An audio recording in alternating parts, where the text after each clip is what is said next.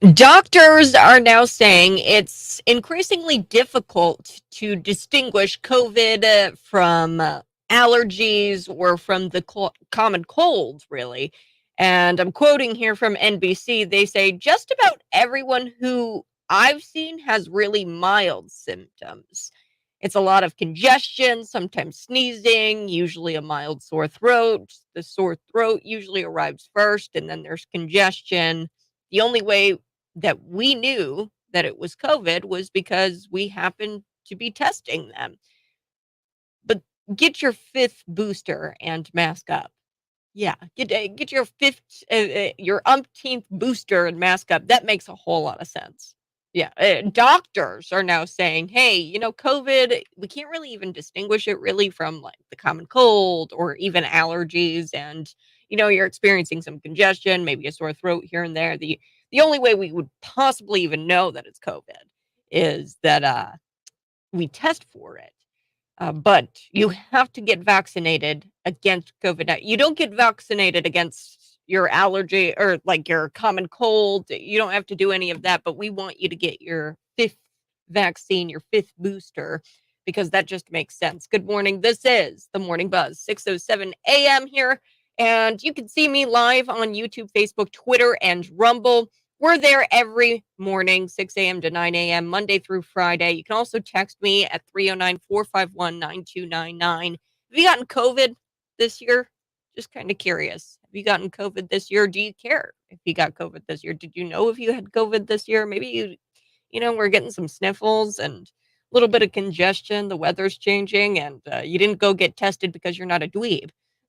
Okay, and you're just going to take care of yourself because that's what we do. Take care of yourself when you're sick. I've got so much to get to today. I do want to talk about the UAW workers, these union workers. They say that they feel abandoned. Some of these people are feeling abandoned by the Democrat Party, pro-union Biden. Remember when he said he was going to be the most pro-union president ever? Yeah, well, it turns out that a lot of people are unhappy with Joe Biden and his presidency, especially when it comes to these electric vehicles and his agenda that he's pushing on everybody. And I want to make this very clear. The UAW, they've been striking for a 32-hour work week. You're probably wondering what their demands are.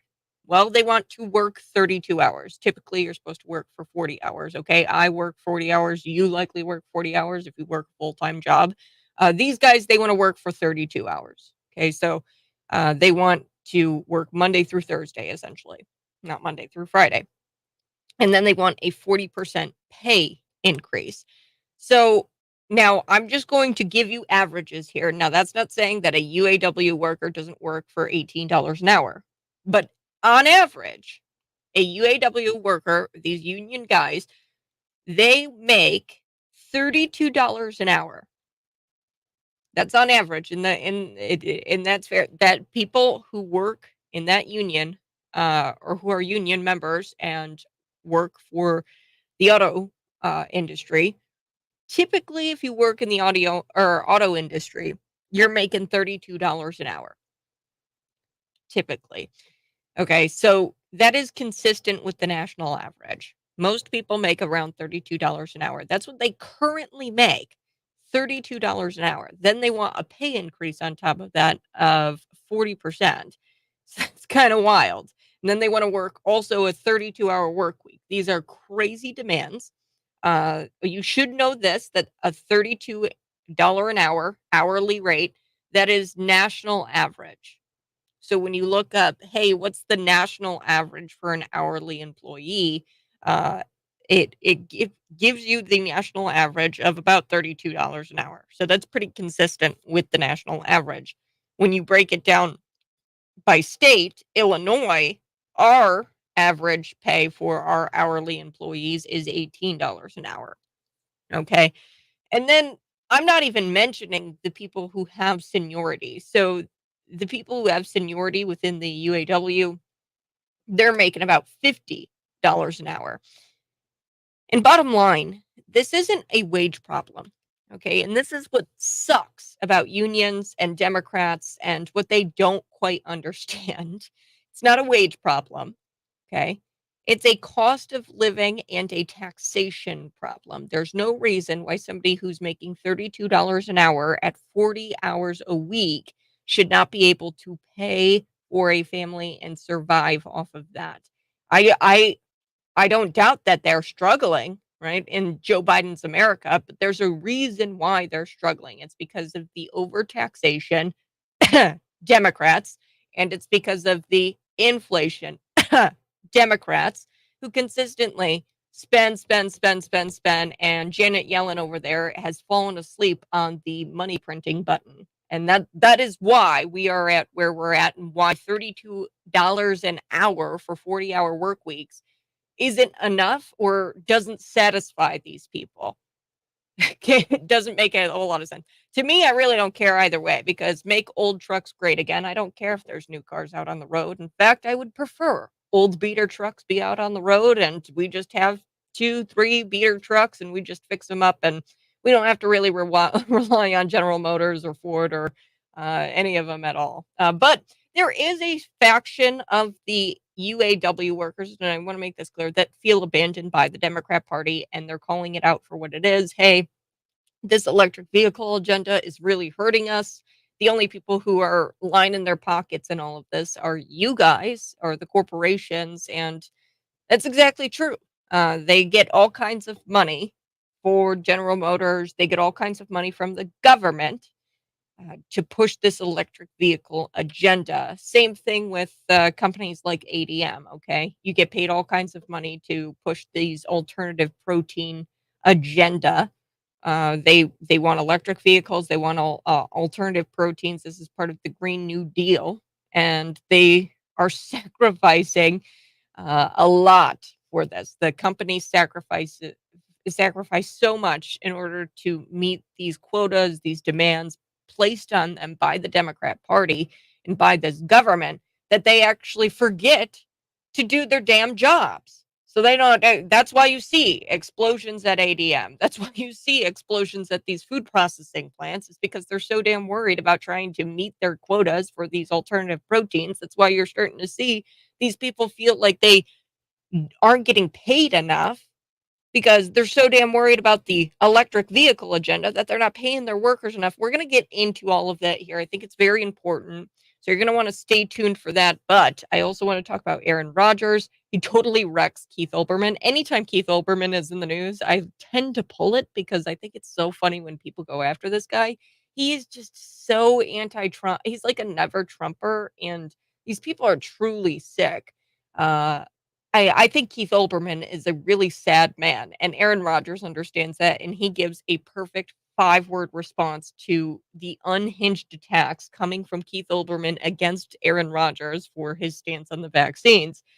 And then a little bit later, I do want to talk about, well, I'm going to start with this homeless camp in Denver because it made my jaw drop. And then I started looking at pictures of this. It's a camp, it's a homeless camp in Denver, and they feature a pop-up bar with rentable prostitution tents. Yes, that's what's going on in the city of Denver. Like I said, you guys can see me live in studio, YouTube, Facebook, Twitter, and Rumble. If you're watching, go ahead and smash the like button, share it out with your normie friends. It's very important that we get this message out and that people know about the true news of the day, not the lamestream crap that you'll hear on the TV this morning. Let's talk about it. In Denver, you're not going to believe it. Bidenomics is really doing what it's meant to do. This is the world's smelliest tavern, and it's officially opened up in Denver. It's a homeless camp, and what they've done, they've decked out an open air bar that rents out these tents for prostitutions. It's on the very north edge of downtown Denver. This is all according to the police. The city's growing homeless population has turned the sidewalk into an encampment that features lounge chairs, umbrellas, AstroTurf. They've got a bar out there with all of these different bottles, and they're empty bottles, and it looks like a bar, an outdoor bar. So the Denver police, this chief, his name is Aaron Sanchez, and all of these police officers, numerous city officials were at the encampment here. And Sanchez, the chief, said that there have been numerous complaints about the encampment blocking the sidewalk and impeding pedestrian access. Quote, "We're hearing there was an open bar, sales of alcohol, things like that." When Sanchez, he went out there and he actually surveyed the scene. He says, quote, "We are having our officers looking into all of that." One of the tents has reportedly been transformed into a speakeasy, complete with couches, tables, rugs. They're living it up over there in homeless tent city. And there was a spot that was littered with dozens of empty bottles of liquor, all of which were displayed on thrifted bookcases and dressers. So they've actually got furniture out there. They've got, like I said, couches, dressers. Sanchez said that there's been numerous complaints about the street side tavern and that they're looking into all the other allegations in regards to the bar setup, and along those lines. Like, who set this up? Who was behind it? That's what the police are interested in. Additionally, he said that there's been complaints that there's a couple of tents that are renting out uh, their space and their couches for prostitution. And he said that that's going to be investigated. Binomics is doing exactly what it's meant to do. Total degradation of society. This is disgusting. The director of marketing at Step Denver, which is an organization that helps homeless men deal with mental health issues and recover from addiction. This woman, she's a director, her name's Megan. She said that she's driven by this encampment every day and that the encampment was serving liquor, and that was counterproductive because over 80% of homeless have experience with lifetime alcohol or drug problems. It's hilarious that they actually they have to send the police to investigate this as if it's gonna take months to get to the bottom of this. Like, come on. Like, we're opening up an investigation into this. Get in there, take down the tents, and put everybody that's there in cuffs and lock them up. Okay, there that you're selling alcohol that's illegal, without permits, right? You need permits. I'm sure that I mean, this isn't that hard. Lock them up. They're prostituting people out there. They've got speakeasies go. I mean, I don't understand it. And at least it's not a socialist encampment. I really do appreciate the entrepreneurship displayed here. Okay. At least they've got the liquor, they've got the drugs, they're selling, they're maybe capitalist type society. Um, I wonder if they accept EBT, probably at this rate. You know what really is so hilarious to me when I'm driving and I'm a sucker for the homeless people on Veterans Parkway. I will roll down my window and give them money every single time.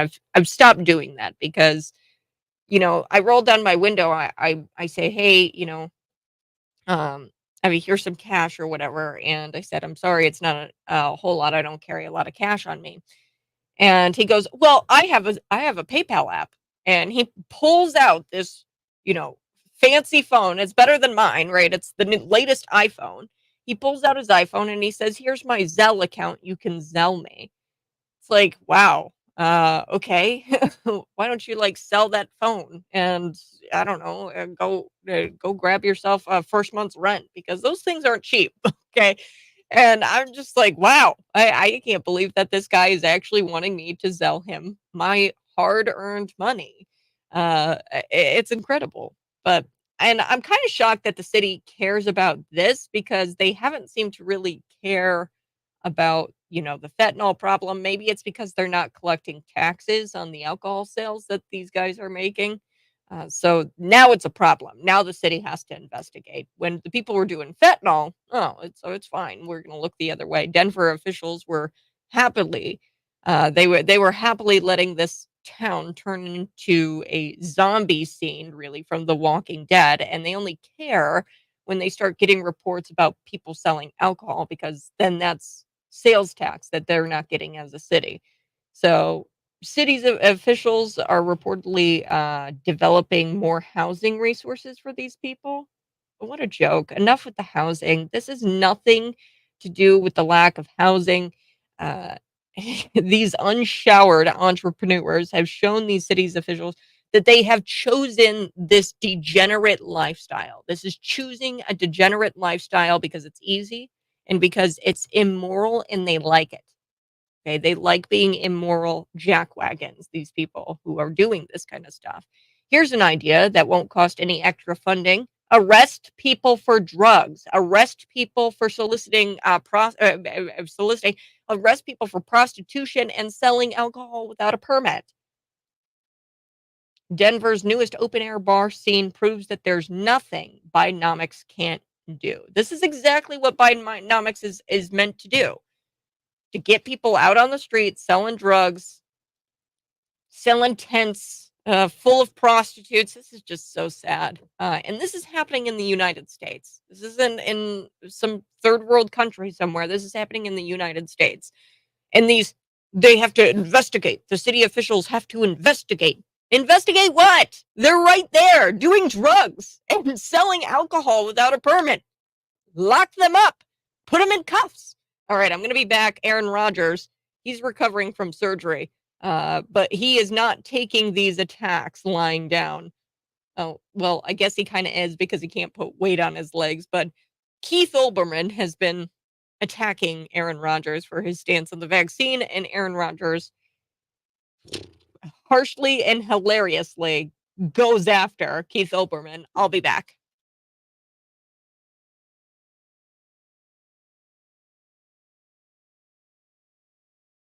Hi, folks. If you're watching, go ahead and smash that like button. I would so appreciate it if you could do that for me.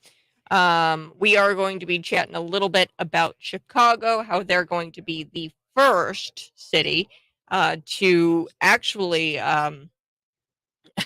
do these government grocery stores. Yes, I've got that here in just a second.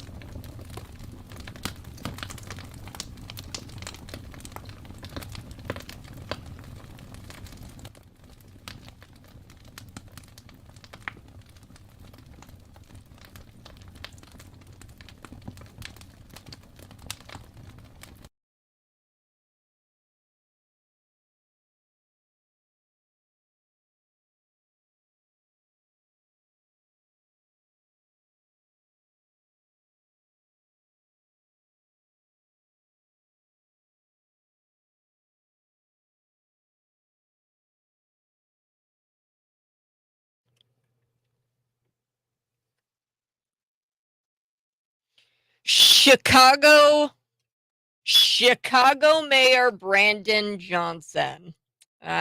He's revealed that the city is going to be partnering with this economic security project.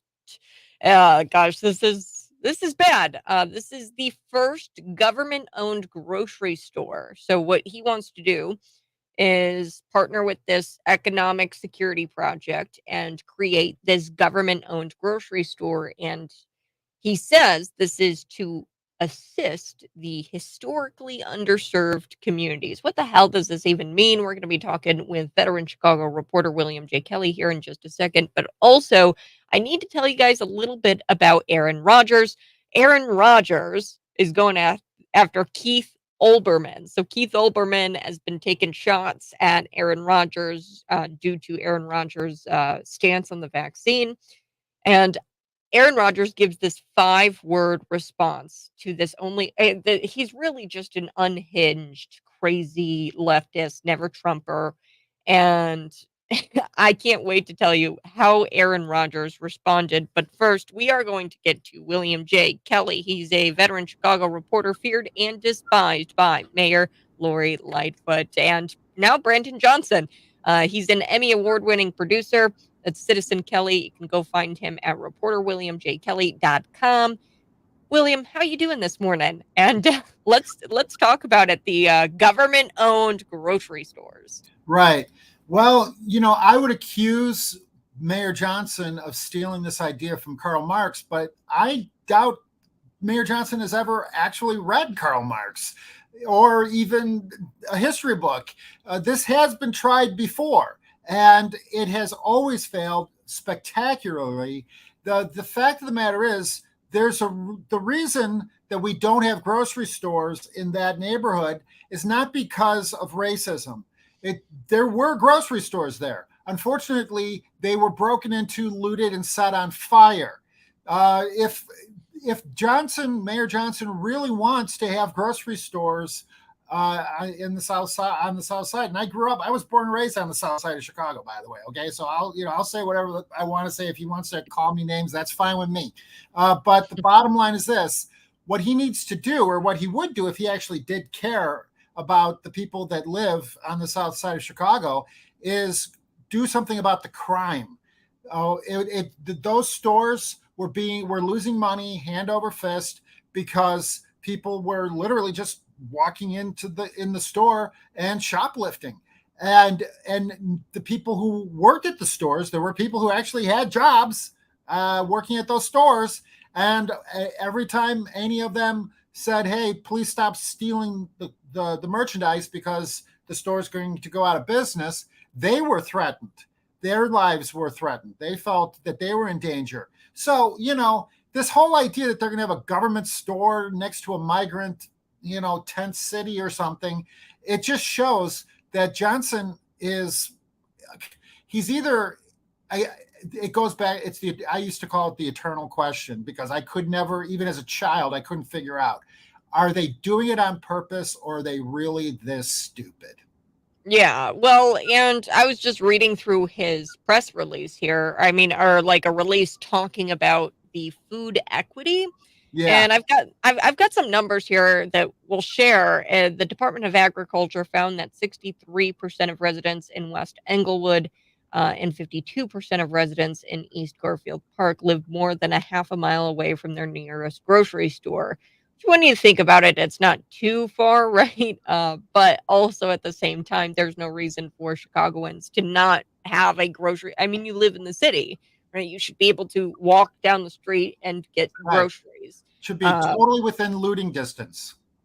Looting distance, yeah. Insane. Well, that's what's going on, and nobody wants to have that conversation of, hey, the reason why there's no grocery stores is because these grocery stores weren't making money because of the crime, the rampant crime that's going on. And have you heard anything about what is going to be featured in these grocery stores? He says healthy, affordable options. I don't know. I don't think I would really trust food given to me by the government. There you go. Amen. And by the way, this smacks of Karl Marx on every level. It smacks of Stalin, honestly. Now, Johnson is saying he's going to decide what is healthy food. Have you seen the man? I wouldn't trust him to tell me what's healthy or not healthy. Please give me a break. Yeah, I yeah, mean, yeah, Pritzker, give me some more health advice, Pritzker, please. yes, yes. Tell me I have to go get my 5th booster shot and go to this grocery store. And I keep thinking of that scene in that movie. I don't know if you've seen it, The Interview. It's about like North Korea, and they go travel to Oh, North Korea, and there's oh. one of these government grocery stores. You walk in, everything is cardboard. So it's like not actual food, it's just propaganda. So Yeah. I would not be shocked if Chicago opens up these government grocery stores. You walk in and it's not even real food. It's just like pictures of food. And I mean, Just imagine though how sad the looters will be when they get home and all they have are empty cardboard boxes of food. That's not fair, Kat. yeah, well, that's what I'd imagine is, and I will never forget this during the pandemic, and I'm sure you heard about it. William J. Kelly, we're talking with a veteran Chicago reporter, Emmy award-winning producer. Now, I heard that they were having these children, so this was really truly disgusting, and it happened here locally, and I wish I could remember, but Wow. it was these kids. They had these kids go into this room, stare at a poster Hmm. of food to Hmm. salivate so that way they could do a COVID test, like spit and take a COVID test. Okay. So they would have the kids go into the room and look at the food so that way they could salivate in order to do a spit test. There used to be a time where you needed where a judge would have to issue some type of the word I'm looking for is it would have to be a court ordered to take DNA from American citizens. Okay, what I mean, it's so sad that we haven't even really gotten to the bottom of publicly had the conversation with the American people about why they needed children's DNA, their saliva DNA, same thing, right? So, and where did this DNA go, and who was it sold to, and for what purpose? Mm, What are they using that DNA for today? To this day, people think, oh, I spit in a cup and that was the end of that. No, it wasn't. No, it wasn't. That mhm. DNA, what are they using that DNA for today? That's what the American people deserve to know. I don't know. We'll find Yeah, out. I don't know. Well, let's talk more Chicago. There's some violence going on. So, what was the weekend like? I'm sure you've got some stories about. I know this headline: 2 in custody after beating Chicago police officers with a stick. So, Well, tell me about the stick. God bless you, Kat. I mean, I'm so sorry. There's way too much for me to tell you in such a short period of time here. We should do a 24-hour like live stream or something. But here's the weird thing: police officers are being beaten with sticks in Chicago. Okay, It's like now, wooden sticks, or yeah, wooden sticks. And here's the weird thing about it: that is the kind of thing that I, as a child, being a kind of a news junkie, would see on the streets of Jakarta or I don't know what, obviously Caracas or one of these cities, right? Where the police are not respected because sadly in these third world countries the police are essentially just as corrupt as the gangs and the politicians and the warlords and everybody else in the country, right? But Mhm. sadly, in Chicago, you would never, okay, hear about anybody taking a rod to the police. Okay, that was nobody would ever. Very, very, very few people would have ever gone to that option, right? Mhm. We now have a population in Chicago that thinks nothing of beating the police with sticks. Now, and by the way, it sounds almost comical, but one of the police officers that had his ear severed and almost lost his ear as a result. And the picture is on, obviously available, and it's gruesome. And the fact of the matter is this: if these people are willing to beat the police with sticks, what do you think they're going to do to you? What Mm. do you think that they're afraid to rape, rob, murder you? There was a machete attack in the city of Chicago this weekend. Okay, now I know if I, if Brandon Johnson even allowed me, speaking of third world customs and traditions, if I, I'm not even allowed to go and ask questions at City Hall now because Mayor the previous mayor, yanked my media credential, which you already know about. But let's just say, for example, that Mayor Johnson allowed me, William Kelly, lifelong resident of Chicago, to enter City Hall to ask him a question about weekend violence, right? You know what he would Mhm. probably tell me? Machete attacks are down. They're way down over last year. We have, this is the kind of nonsense that we're Yeah. getting from our public officials, Kat. They're down. They're down by about 5. They're way Wait, what do down. you mean? They're way down. We had more than one machete attack in Chicago? Why are we having machete attacks? Who brings a machete? Who brings a machete to a festival? Please. I don't know. Well, and that's what really peeved me off about this. It was actually and I'll have to play it here. I don't have it up on me right now, but JB actually retweeted it. Governor JB Pritzker, he retweeted this gentleman who was he was by the Chicago Bean. He was there and did you see this? It was on Twitter. It really made okay, you know what? I'm a reporter, who, what, where, just the facts, ma'am, right?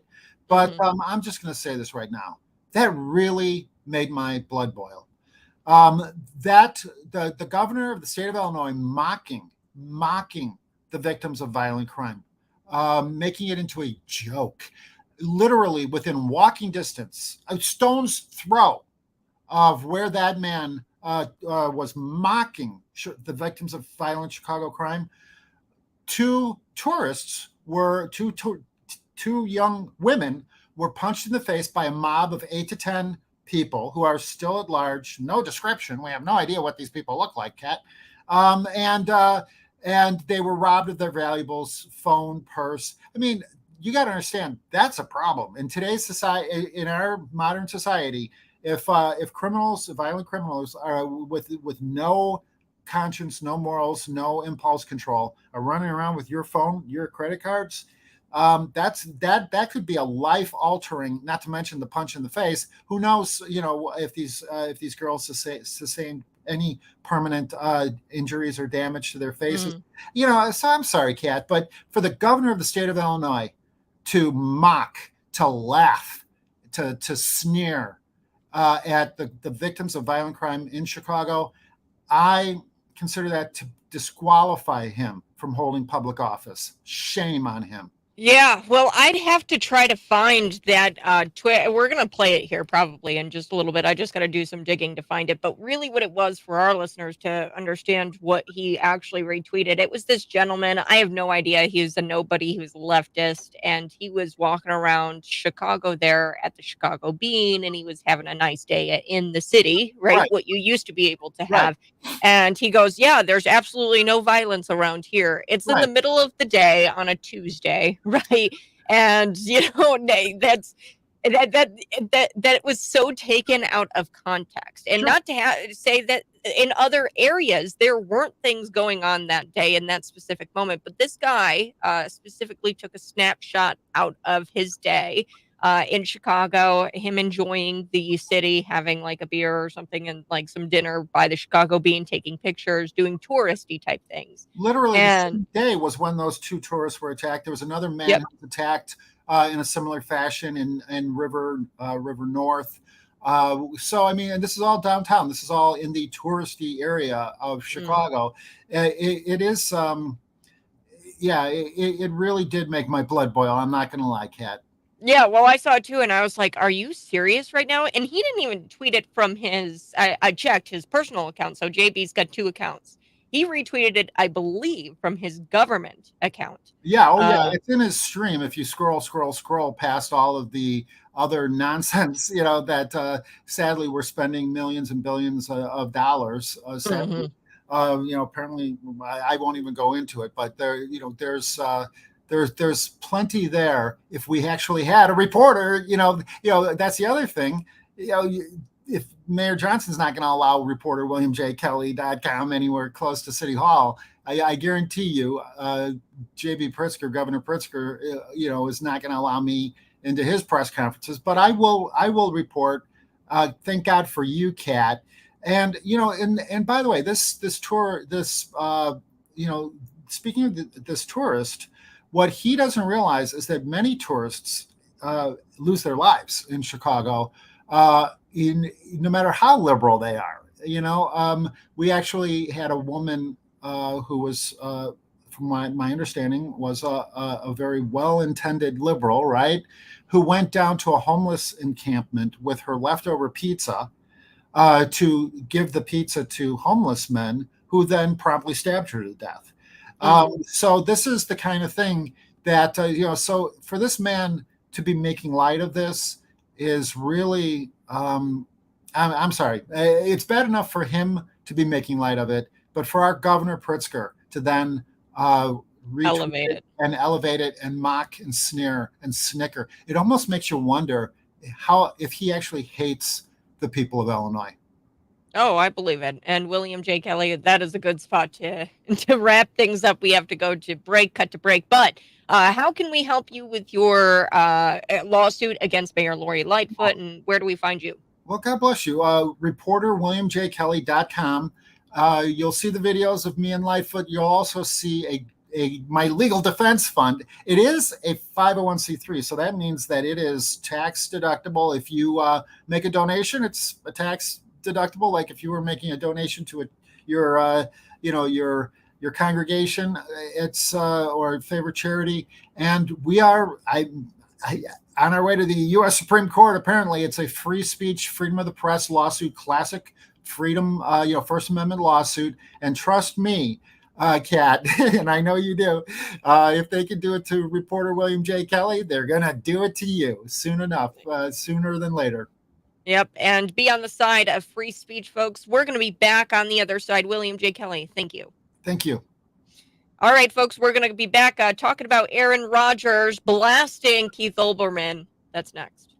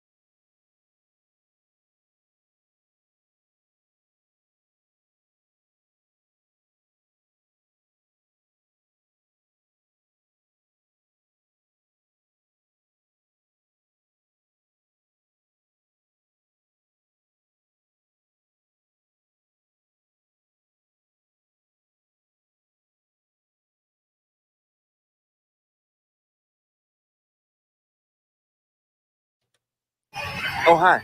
I'm a concerned parent in North Texas, here against my will in downtown Chicago. Obviously, I'm terrified for my life right now. No one feels safe bringing their kids here, obviously. Only kind of bean I like is refried. It's a terrifying hellscape. You can see it's all but abandoned.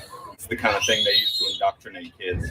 Diversity, equity, inclusion, fund public schools, public art. Who's paying for this? All these flags up as a disguise. Freedom of speech does not extend to jam bands. So I can walk my bike, but not my dog. Women, men. Okay, what's this sign? What kind of a third gender is that? Even the bridges aren't allowed to be straight. This must be one of those communist bands where just anyone can play. The song doesn't even have any lyrics. Don't tell me where I am. Best uniform? This is just blatant propaganda. Just disgusting. I mean, look at this architecture. Ugh. The home of fake news. Incredibly anti-American. I mean, what is this flag? 9 stories tall? Godless.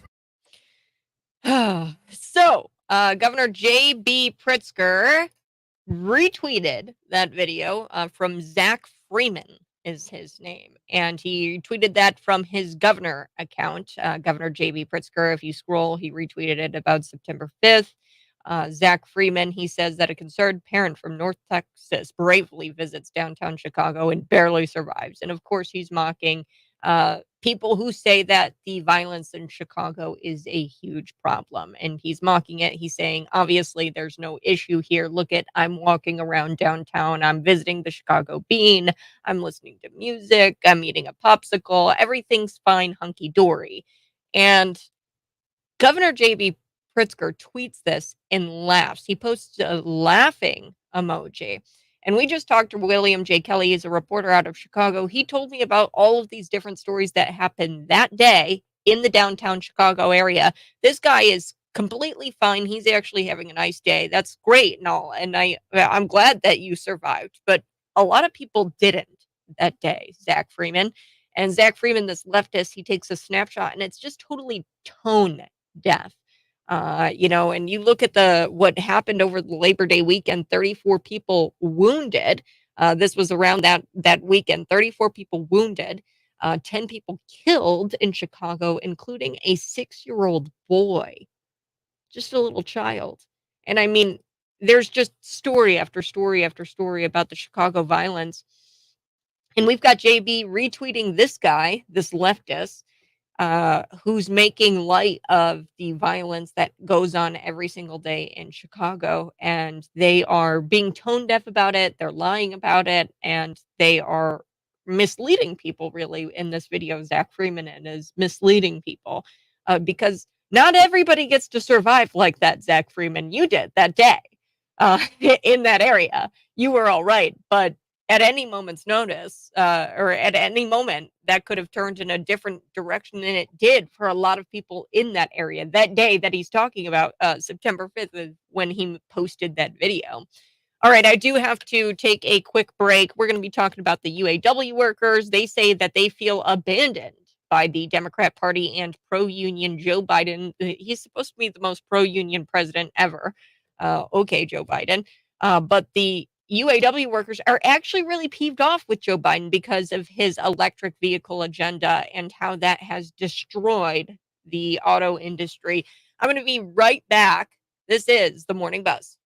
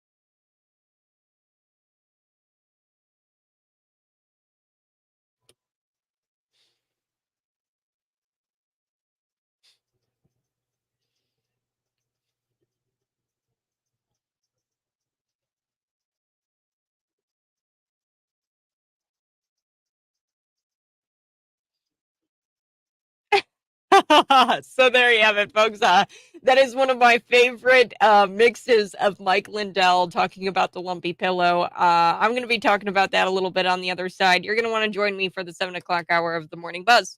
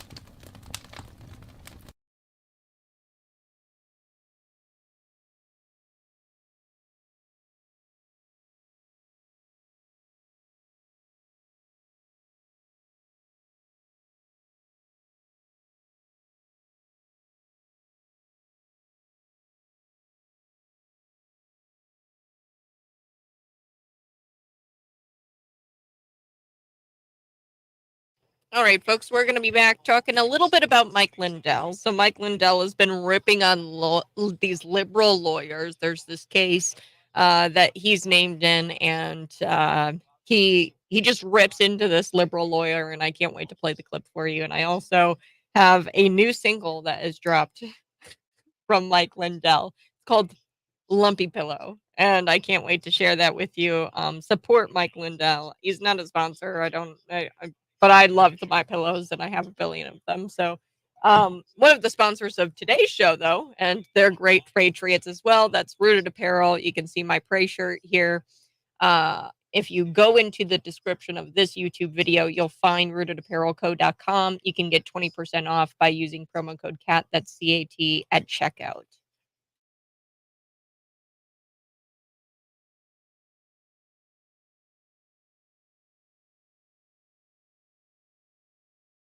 So let me finish my question, okay? Yes.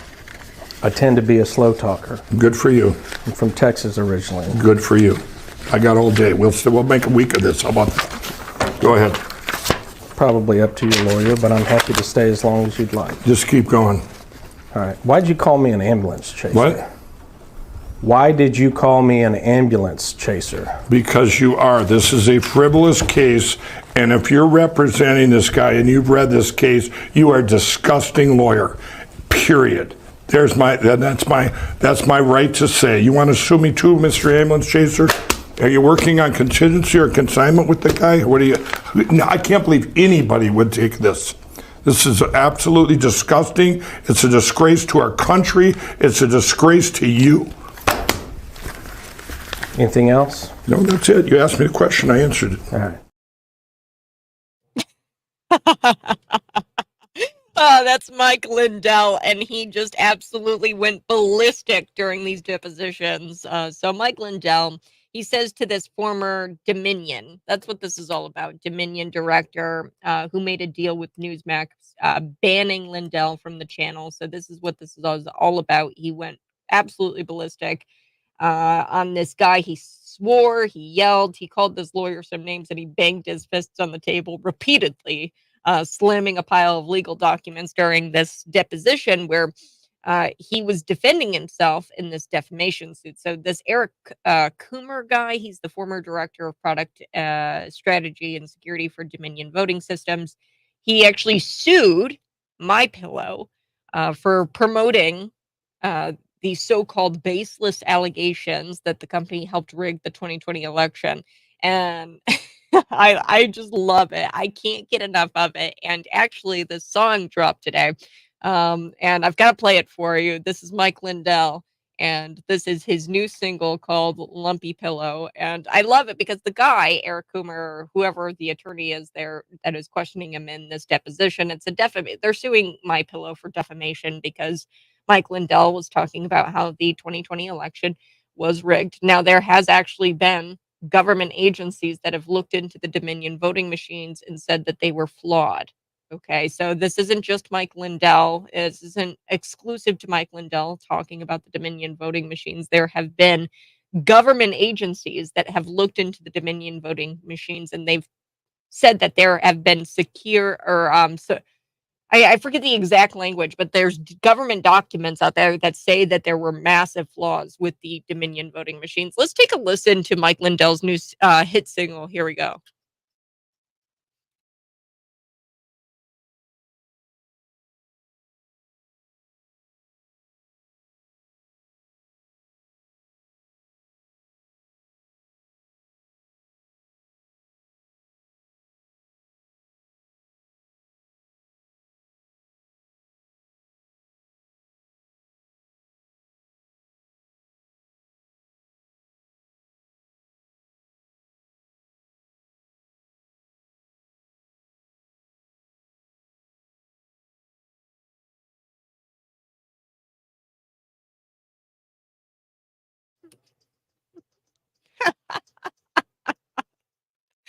Oh gosh, that is such an amazing song. I had to share that with you guys this morning. Yes, Mike Lindell is going after this guy, and like I said, there's no other defamation. They're trying to say defamation. There have been government entities that have investigated Dominion's voting machines, and they have said that there has been severe flaws with the Dominion voting machines. So that's not Mike Lindell just saying that, okay? That's our own government of the United States saying that there have been severe flaws with the Dominion voting machines, okay? So enough said.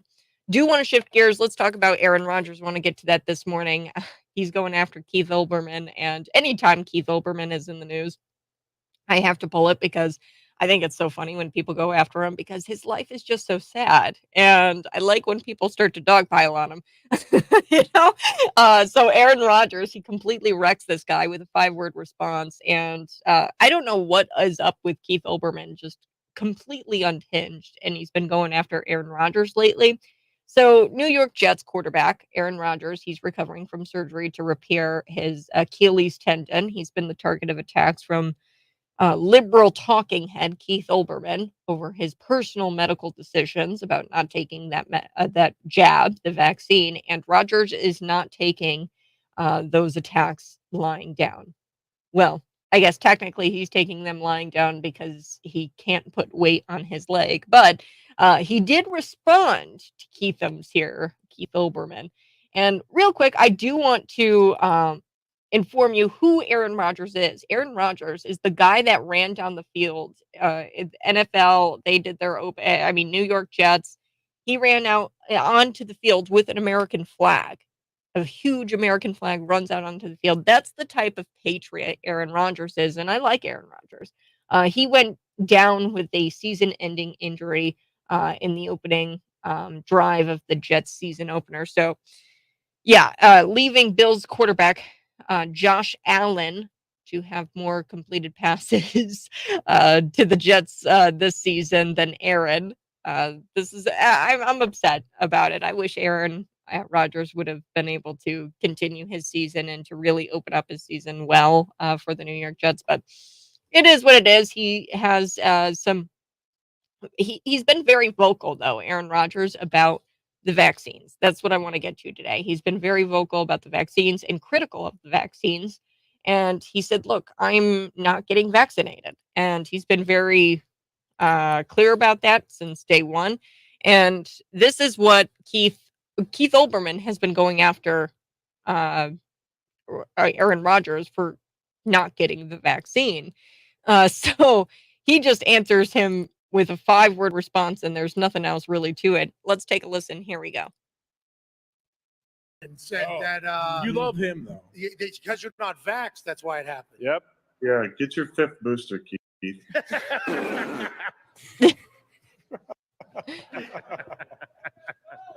So he says, get your 5th booster, Keith. That's what Aaron Rodgers says. So Keith Olbermann is trying to say that the reason why the Achilles tendon got split and his career is over is because, or his career this season is over anyway. He's done for the season. This is a season-ending injury for Aaron Rodgers. And Keith Olbermann is saying that it's because he wasn't vaccinated. And it's like, my God. So Aaron Rodgers, he was like, okay, get your 5th booster there, Keith. Rodgers went down with that season-ending injury, but the Jets quarterback Aaron Rodgers trolled Keith Olbermann by telling him to get another booster after Olbermann has mocked Rodgers for his injury, trying to say that the injury is due to him not being vaccinated somehow. Look, September 2024, Donald Trump will be getting ready to for the final push here to beat Joe Biden. Aaron Rodgers will be taking the field again with the New York Jets. And Keith Olbermann, I'm sorry, but he's still going to be in his apartment thinking his cat is his executive producer and his houseplant is Joe Scarborough, having taken his 11th booster shot. Okay, so he's like boosted to the umpteenth time. And at that point, Keith Olbermann will be looking for his 12th probably booster. And Keith Olbermann gets a 10% discount on any one item at Jamba Juice or at Java Juice or whatever, at some sort of juice joint. That's why he wants his 12th booster. I just found it so funny, folks, that Keith Olbermann was sitting there trying to say that the reason why Aaron Rodgers suffered this injury was because he wasn't vaccinated. And Aaron Rodgers just dismisses it. And he's like, nah, he goes, just go get your other booster, Olbermann. You sit there with your cat thinking he's the executive producer of this show. The house plant is Joe Scarborough, and he's like freaking out. All right, I do want to shift gears here. United Auto Workers. These members feel as though the Democrat Party has abandoned them as the, quote, most union president in history. So Joe Biden has said that he's going to be the most pro-union president in history. Now, they have placed this administration, the Joe Biden administration, has placed all kinds of roadblocks in their way with these handouts for the electric vehicle industry. Okay, so this is why some people, not all people in the UAW, are really peeved off at the Democrat Party. It's because of the electric vehicles. So the UAW is officially walking off of the job after it failed to reach agreements on a new contract with Ford, General Motors, and Chrysler maker Stellantis, I think is what it's called. They make Chrysler, Jeep, so these big automakers. Okay, this is the first time. This is a huge deal. I'm not going to downplay this. This is a huge deal. It's the first time in history that a nationwide UAW strike is called simultaneously at General Motors, Ford, and the Chrysler maker. Okay, so this is a big deal. The union says workers at three major car makers deserve a pay increase of about 40%, 36%, if you want to be super precise about it. And they're upset that the Joe Biden administration and the Democrat Party have been giving subsidies to the electric vehicle industry, warning that the rush to push EVs is overlooking the security and protection of the American auto worker. Yes, we see this time and time again. We just saw it with ADM. This is a global corporation. They are pushing for things like alternative proteins. And we've seen it with Maui. We see all of this push for this green energy crap. So with Maui, the wildfires, they were pushing for wind and solar. They wanted to be the first state. Hawaii wanted to be the first state that operates on wind and solar electric, and that's where the power comes from. People are so silly. Where does the electric come for these electric cars? It comes from coal, okay, and natural gas and burning it. But anyway, so Maui, they screwed up because they were so focused on trying to create this new wind and solar electric grid that they were not keeping up with the infrastructure of the power lines to de-electrify them. So that's why when the power lines came down, it started the fire because they couldn't de-electrify those power lines because they weren't keeping up with the infrastructure. We're seeing the same thing play out here. They're so focused on the alternative protein crap at food processing plants that, oh crap, hexane leak. Oh shoot, we can't keep all of these, managers that are actually good for the company. They don't want to work for the company because we're so focused on this EV nonsense and on this green energy nonsense. So, former UAW president, his name is Bob King. I've got the Politico article here, and he was talking in this interview, and he says UAW members feel abandoned by the Democrat Party, saying that Biden's Inflation Reduction Act has failed to help union workers. And he further cited that President Bill Clinton's signing of the North American Trade Free NAFTA, right, as another reason why union workers feel abandoned by the Democrat Party. I think there's a segment of the Democrat Party that sees itself as serving corporations rather than the common good. We've had a lot of disappointments, is what he tells Politico. According to Politico, most energy investments made by the Inflation Reduction Act are flowing away from Michigan and more to Republican-led states such as Kentucky, Georgia, Tennessee, and South Carolina. The union is also concerned that it will lose members when motor companies invest even more in EVs, as they usually have fewer parts than gas-powered cars. So there's this threat of, oh crap, these workers aren't going to have jobs because the EVs have fewer parts. So the assembly worker is out of a job because there's not as many people on the line as you would have for a gas-powered car. So, the UAW is withholding an endorsement from Biden unless his administration gives assurances that the union workers will be protected as the federal government pushes for these higher EV productions. So he's pushing for higher EV production, but who gets the crappy end of that deal? It's the auto worker. It's the guy on the line, because oh crap, we don't have a job for you anymore because the EV production doesn't really require your position. So we should all despise unions, as they are essentially labor cartels that help destroy the economy. That's what it is anymore. You know, there was a place for them, but now what they've become are labor cartels that help destroy the economy. The Biden administration pushing for 50% of all cars to be electric by 2030 will create enough widespread economic impacts as it is. We don't need the union to inflate the market even more with a 36% increase in wages that they don't even really deserve. So let me get to that here. So the UAW, and this is so important. And if anything, you've got to remember this today. The UAW average hourly employee makes $32 an hour. Okay, so they are looking for a 36% increase in pay. Plus, they want a 32-hour work week. So you work 40 hours, I work 40 hours. Everybody on it, if you work full-time job, you work 40 hours. There you go. Now these guys, they want 36% raise, and they want to cut down their hours to 32-hour work weeks. This is an outrageous ask.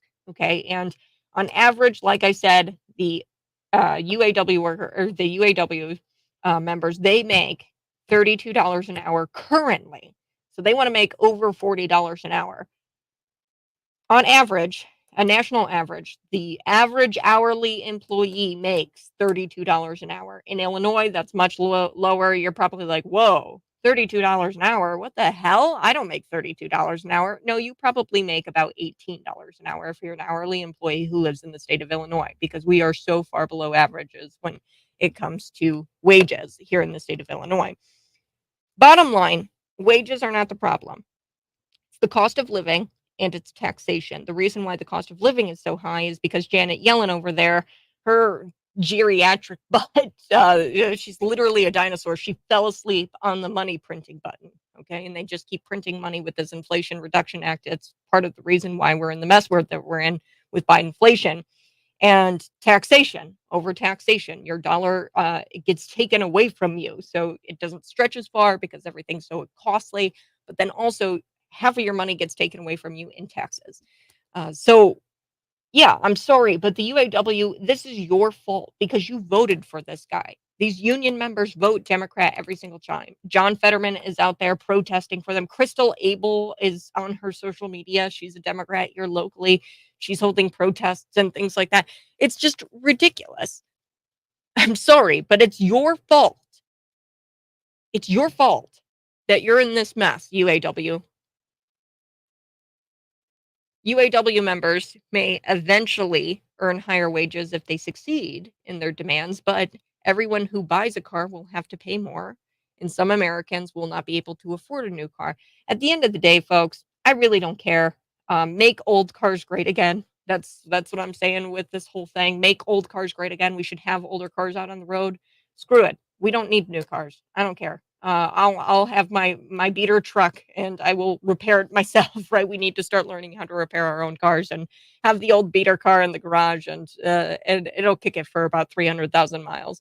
The automakers will subsequently hire fewer workers because they will make and sell fewer cars. Okay, so they're going to be shooting themselves in the foot anyway, even if they get their higher wages, because they're going to sell fewer cars, they're going to hire fewer workers. Essentially, they are the true enemies of the American auto worker. The UAW, they are the true enemies of the American auto worker. The UAW is slowly losing its monopoly to the EV industry, and they are crying because Sleepy Joe is helping make that happen.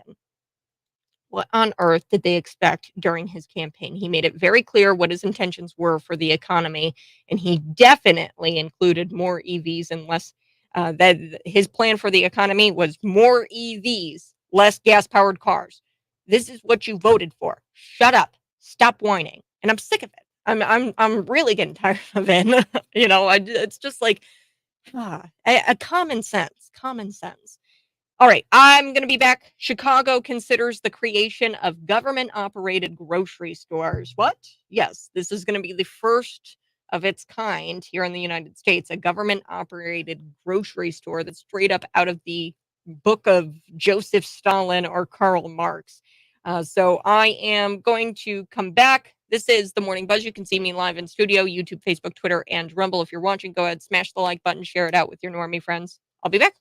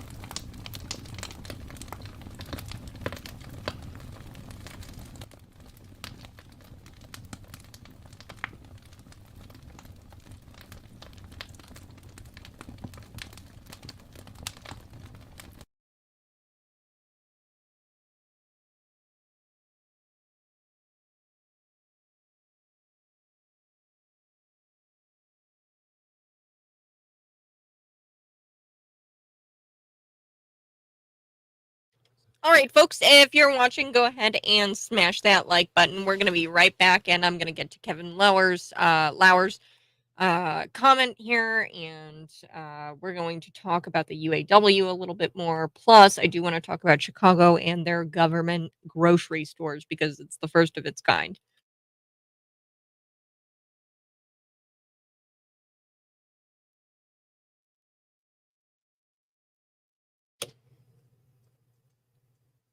Kevin Lauer, he's commenting here on the live stream, YouTube, Facebook, Twitter, and Rumble. You can see me there live streaming in studio. You can always find us on social media.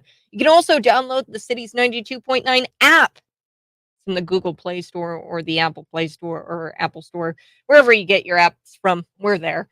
Go ahead, download that, stream us, never miss a beat with Cities 92.9. An example of a legitimate reason for the UAW is health and safety concerns, like the guy that fell in the molten steel at Caterpillar a few years ago. They do have a reason, but 32 hours a week is abuse. So I was talking about the UAW a lot. It turns out that the UAW is actually feeling pretty abandoned by the Democrat Party. They feel as though the Democrat Party has abandoned them. The most pro-union president ever in history, that's what Joe Biden said he was going to be, has actually placed a lot of roadblocks in their way with these handouts to the electric vehicle industry. So they're actually like shooting themselves in the foot by voting for Joe Biden because UAW, they're officially walking off of the job after they failed to reach these agreements on this new contract with Ford, General Motors, and the Chrysler maker Stellantis. And it's the first time in history that a nationwide UAW strike is called simultaneously at GM, Ford, and the Chrysler maker. Now, the union says that the workers at these three major car companies deserves some sort of 36% pay increase. I've heard it a couple of different things, 40%, 36%, maybe it's 40%, I don't know. But it's a pretty steep pay increase. Plus, they want a 32-hour work week.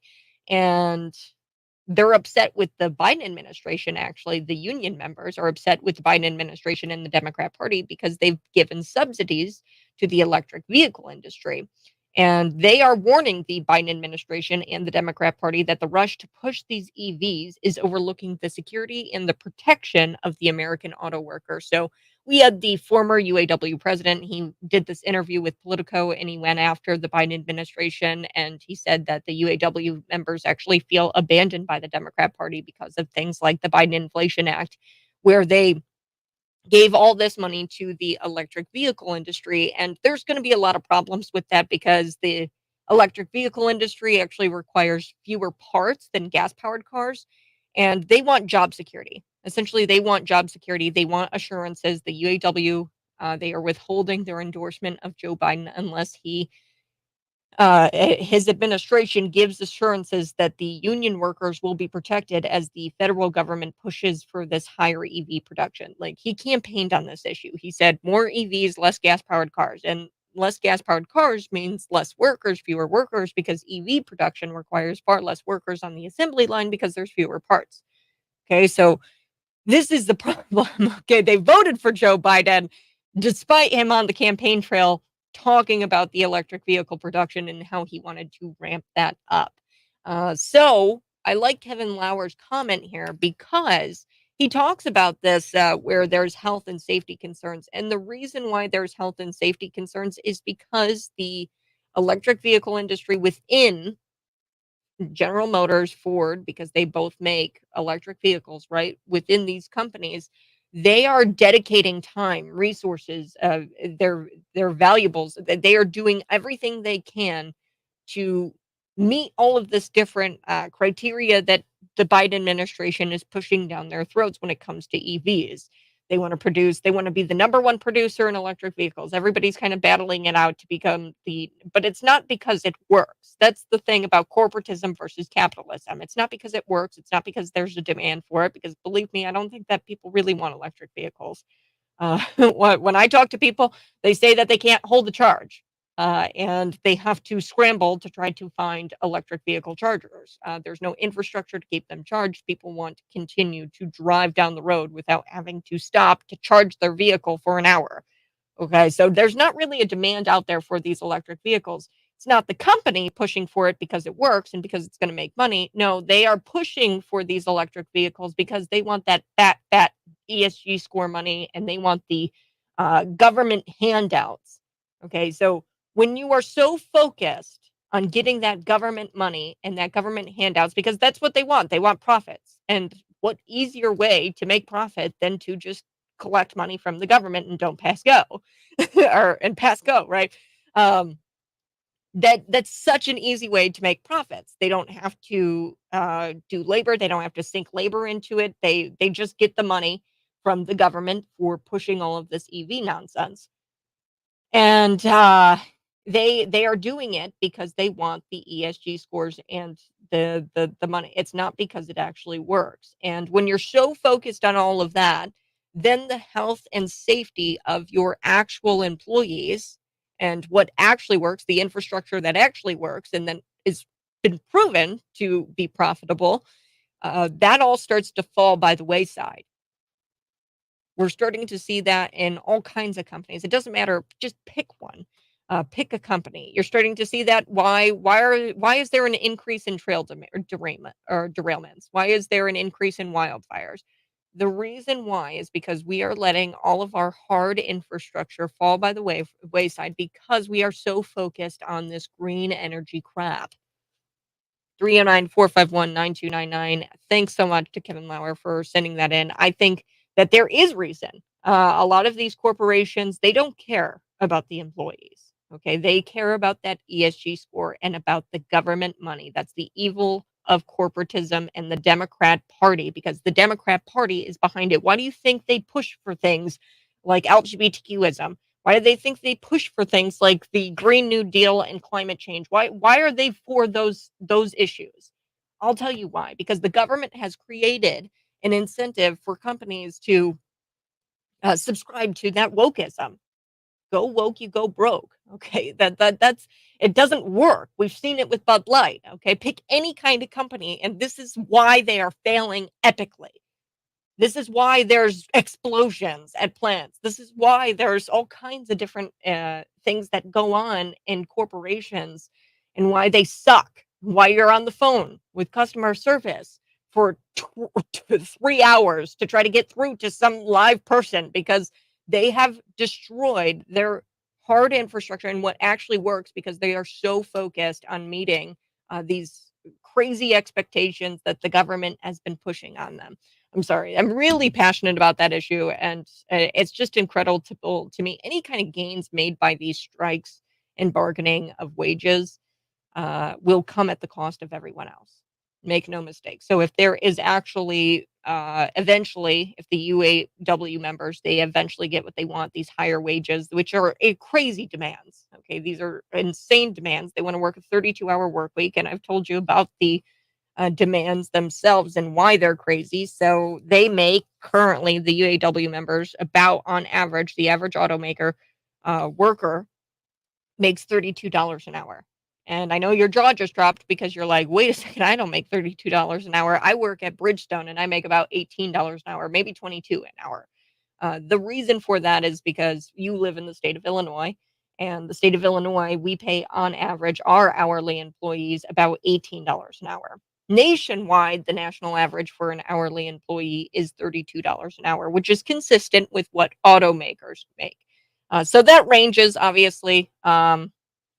But at the end of the day, you're making pretty good money as an automaker, okay, as an auto worker.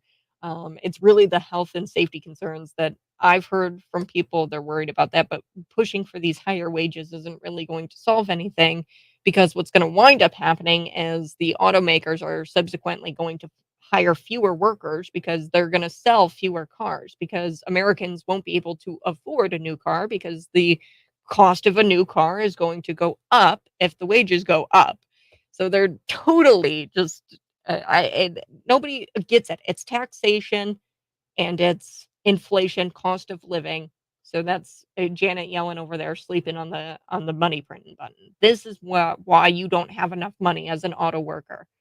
Okay, that's why you don't have enough money. It's because the Democrat Party has put all these things in place, like the Green New Deal, like these electric vehicles, that it doesn't work, and it causes the company to take a poop. That's really what it is. It causes the company to destroy itself from within because they're so focused on meeting these EV demands. And then on top of that, you've got overtaxation, and then you've got cost of living going through the roof because we're spending billions and billions of dollars going to Ukraine for God knows what. Anyway, do want to shift gears. Let's talk about Chicago.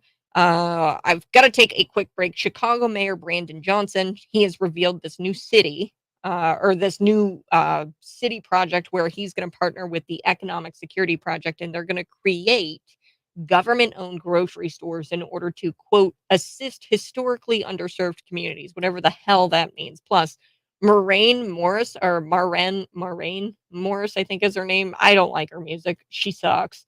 But she is leaving country music. And yes, you guessed it. The reason why she's leaving country music is because the country music, she is upset that country music has shifted towards songs like Try That in a Small Town or Oliver Anthony's Richmond North of Richmond. And she wants to be a part of a music genre that is more woke. She supports exposing her young children, her 2-year-old children, to drag queens in the dressing room. Yes, she actually did this where she took her 2-year-old son into the dressing room and she introduced him to a drag queen, which mainly, I mean, most sane people frown upon that sort of thing. But then I've got to talk about it because she is leaving country music. Goodbye. That's all I've got to say. See you later, because your music sucks anyway. So she's going to pop, I think. But she is really upset about these songs from Oliver Anthony, from Jason Aldean, and this is true country music because this is what we are all thinking about. People who live in rural communities. I grew up in rural community. I grew up in rural Midwest. Okay, so I know what's on the minds and hearts of Middle America, and I'll tell you right now, the songs that this girl makes, Moraine Morris, they're all crappy, and it's not what we care about. She's upset that nobody really likes her music because, frankly, lady, I'm sorry, but we don't we don't care about what you've got to say. All right, I'm going to be back. This is the Morning Buzz.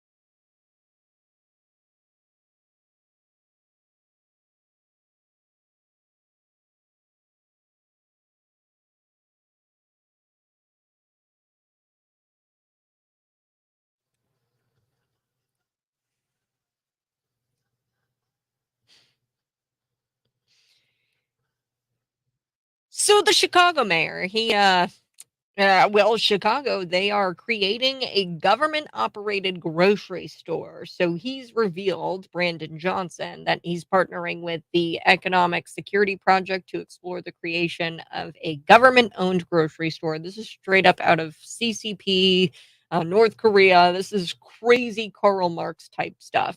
Now, all Chicagoans, this is from the release, deserve to live near convenient, affordable, healthy grocery options. We know access to grocery stores is already a challenge for many residents, especially on the south and west sides. So the reason why access to a grocery store is challenging in those areas is because, well, the grocery stores weren't making money, so they all left because the reason why they weren't making money is because people were busting into the grocery store with baseball bats and looting and rioting, and the crime has been so chaotic there. That's why nobody wants to open up business in Chicago. Okay, so now they're coming out with this government grocery store.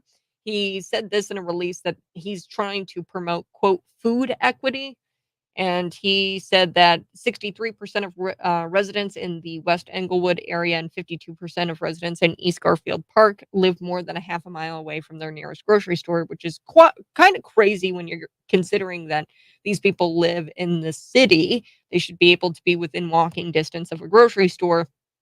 This is going to be the first major U.S. city to launch a government owned grocery store to deal with so called food inequity. Wow. Uh, this is like CCP, Karl Marx. This is scary. What kind of food are they going to be putting into these stores? And I think about that one movie. It's called The Interview. It's, well, gosh, I forget who's all in it. I think Seth Rogen is in it. And they go to North Korea and they walk into one of these grocery stores. In the grocery store, all it really is, it's propaganda. Because the people are so hungry and they can't eat, and like they're not given enough food. The government regulates what kind of food you can have, and you walk into the grocery store and it's all propaganda. Like there's like these, cardboard red apples, and it's all this beautiful food, but it's all fake. It's not real. That's what I keep thinking about with this story. Like, what if they just create like, oh yeah, look at this beautiful equity food. We're aiming to end food inequity, and you walk in and it's just this propaganda like fake store. I wouldn't put it past Brandon Johnson and the Chicagoans. I do have to take a break. Drew Barrymore, she caved to the pressure and then she decided that she's going to pause the season 4 premiere of her talk show following the backlash for returning to set while the writers were on strike. So her writers, there were a few writers on her show that were on strike. I honestly forgot that these people were on strike. Not a whole lot of people care, I think. Nobody cares that the actors are on strike. Actors have been on strike for quite some time now. And the world has just moved on like nothing happened. Nothing has happened because nobody gives a hoot. Reality check for Hollywood. You've alienated all of your audience. Nobody really cares about what you churn out of Hollywood. We don't care if it all burns down to the ground. Okay, that's why. No, like I totally forgot that they were on strike. This writers guild. So she actually bent the knee. She's no longer doing her season 4 premiere of her talk show. She is listened to everyone, quote, and I'm making decisions to pause the show's premiere until the strike is over. So we're going to be talking a little bit about that. Plus, uh, Maren Morris, she's a country singer and she wants to be a part of a music genre that's more woke. So she's leaving country because country fans have spoken and they like songs like Jason Aldean's Try That in a Small Town and Oliver Anthony's Richmond, North of Richmond song. And she doesn't like that. She's very upset that those songs are popular and hers suck and they're not popular. So she's leaving the country music genre. Good riddance. Bye. I didn't like you anyway.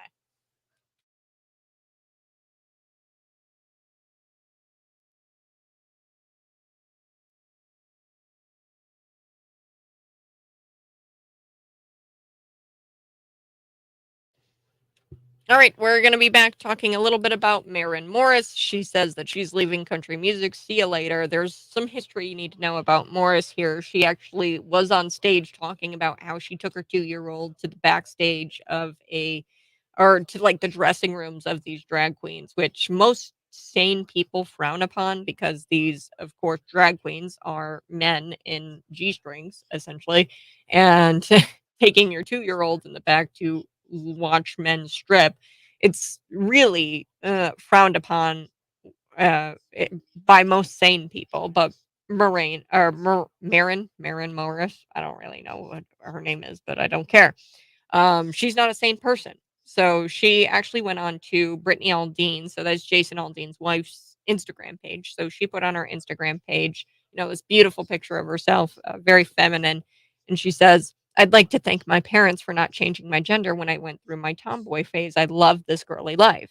And of course, Marin Morris, she mean girled Brittany and said, quote, "It's so easy to be like not a scumbag human being. Sell your clip-ons and zip it, you insurrection Barbie." So she called her insurrection Barbie. Mm. Wow. Burn, sick burn. Not really. So she gave an interview with the Los Angeles Times about why she's leaving. And if you ask Chat GPT to write quotes about a singer complaining about country music and how it's not woke, this is exactly what you would get if you typed into Chat GPT and asked, hey, quote some singers complaining about country music and how it's not woke enough. So I'm going to be talking about that interview, what she said in that interview. She criticized Try That in a Small Town, Jason Aldean's Try That in a Small Town, and Oliver Anthony's song. And the most common response to this is fucking 5 blocks is so too much. It's just too much. Yes, Darren, I appreciate you commenting about that. Yeah, no, exactly. So, um, that was in reference to the Chicago grocery stores, the government-owned grocery stores. Yeah. Oh, God forbid they have to walk a couple of miles to go get some food. Or, purchase a vehicle to go drive and get some food. Um, Walking so 5 blocks is just too much. Yeah.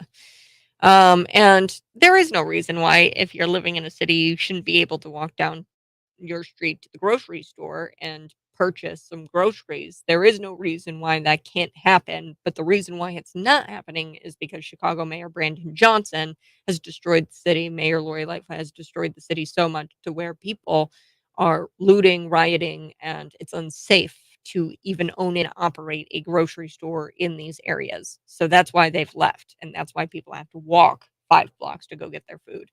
Um, I'm shocked that there's even people in those areas living there, with this mass exodus out of the state of Illinois. I think we're like number one when it comes to people leaving the state in the nation.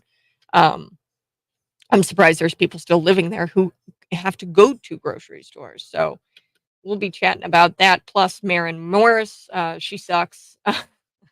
And she's big mad. But I've got some words for her. So we're going to come back and talk about that. Plus, Denver. I opened up the story with this, or the show with this in the 6 o'clock hour, and I want to touch on it again. There's this homeless camp in Denver that features this pop up bar where you can go in to this pop up bar and actually rent these prostitution tents. So it's quite disturbing. It's a homeless camp and it's on a sidewalk. And I'm looking at the pictures here and it's just wild to me. So we're going to chat about that just a little bit here on The Buzz.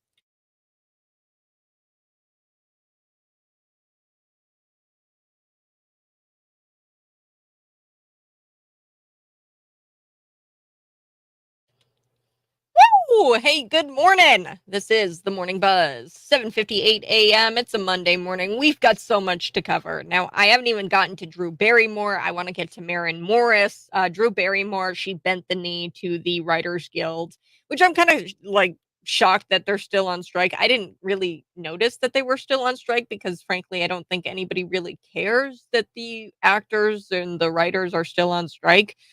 Because they have completely alienated their audience and they don't write for you and I. They write for themselves and for their weird elitist friends. But we're going to talk about that here coming up in the 8 o'clock hour.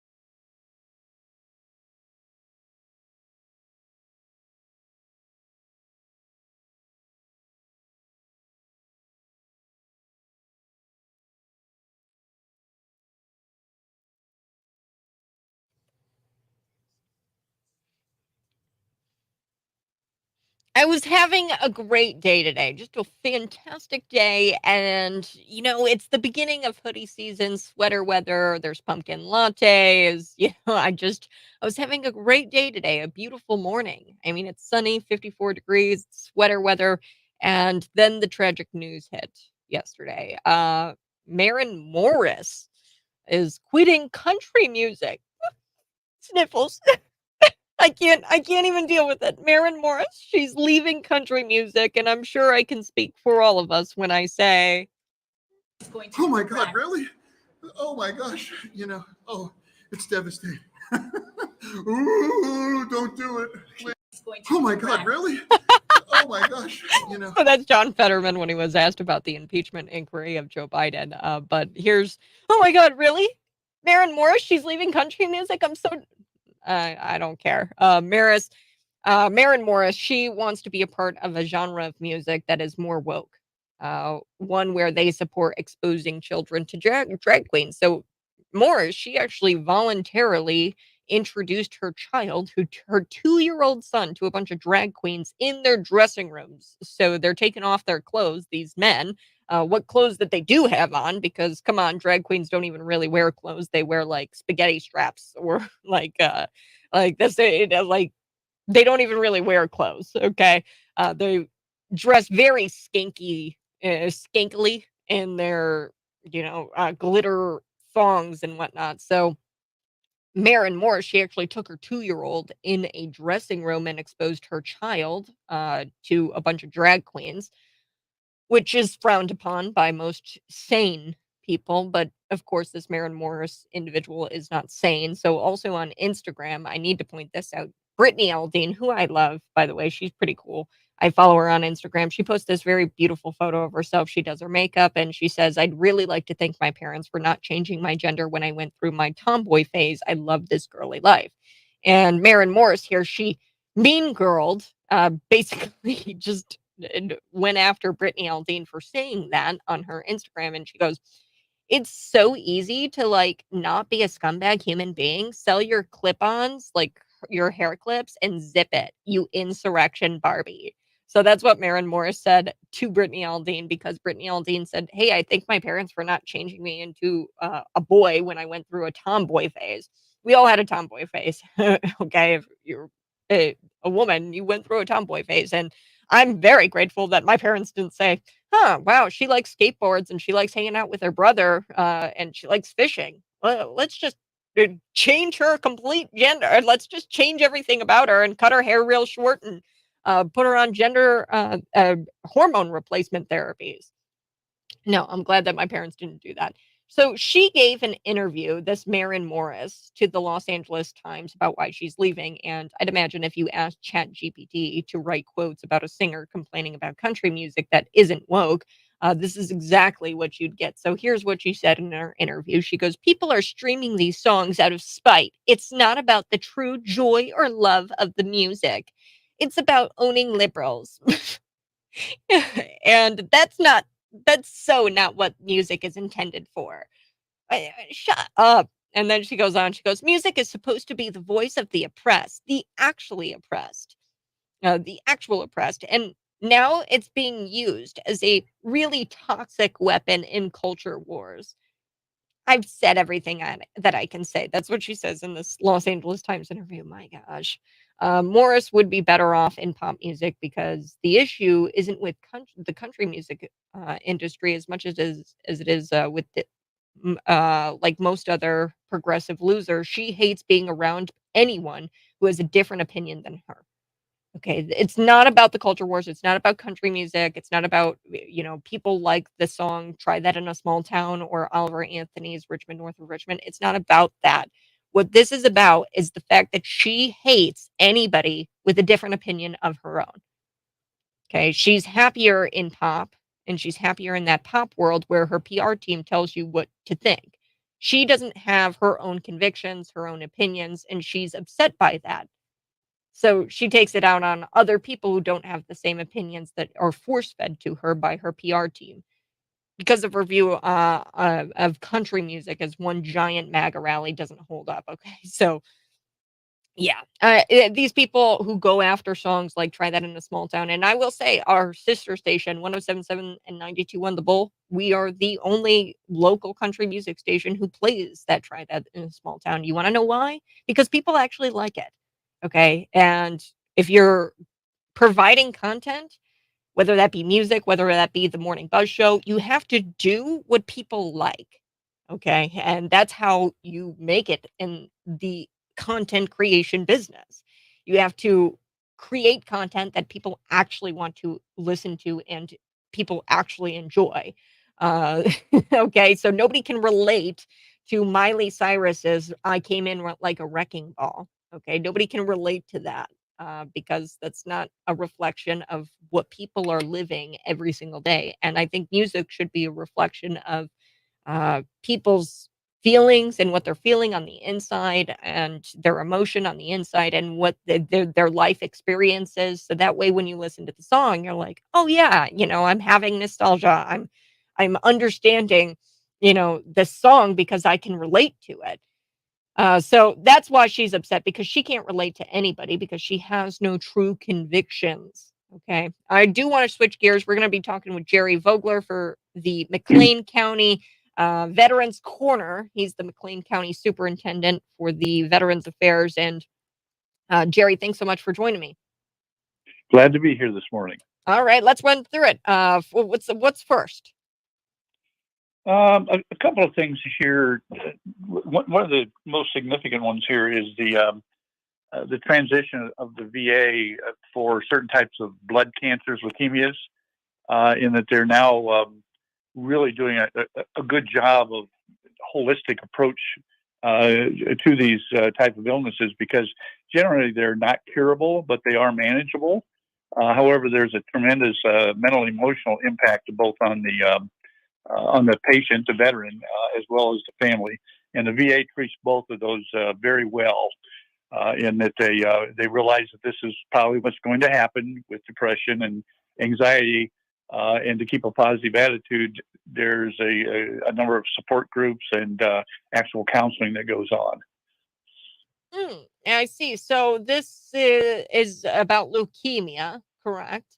And what the Veterans Affairs, what the VA does for veterans. Now, tell me what the PACT Act does. Does it help in this treating of leukemia?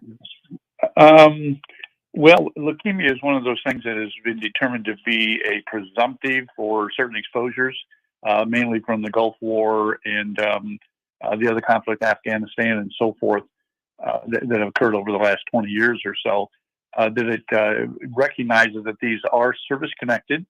It is the most common kind of cancer that comes out of toxic exposures, are the two main leukemia types.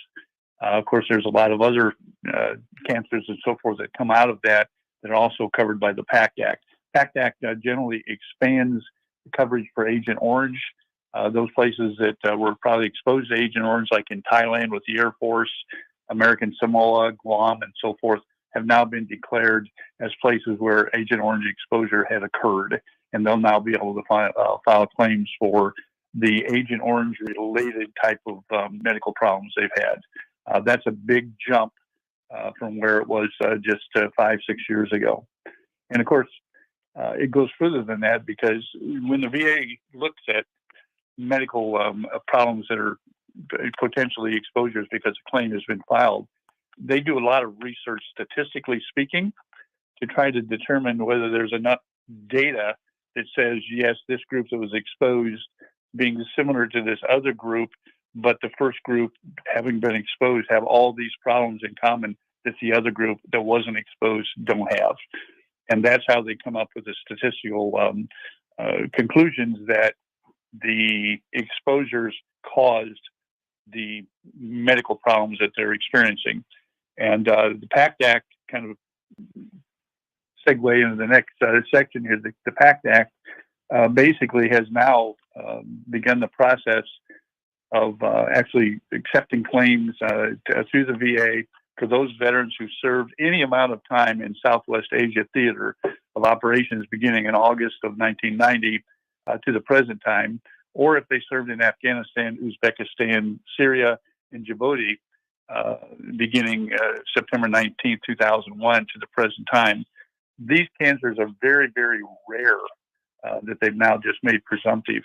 And what the VA kind of concluded that they're so darn rare that the VA can't get enough statistical data to make those scientific comparisons.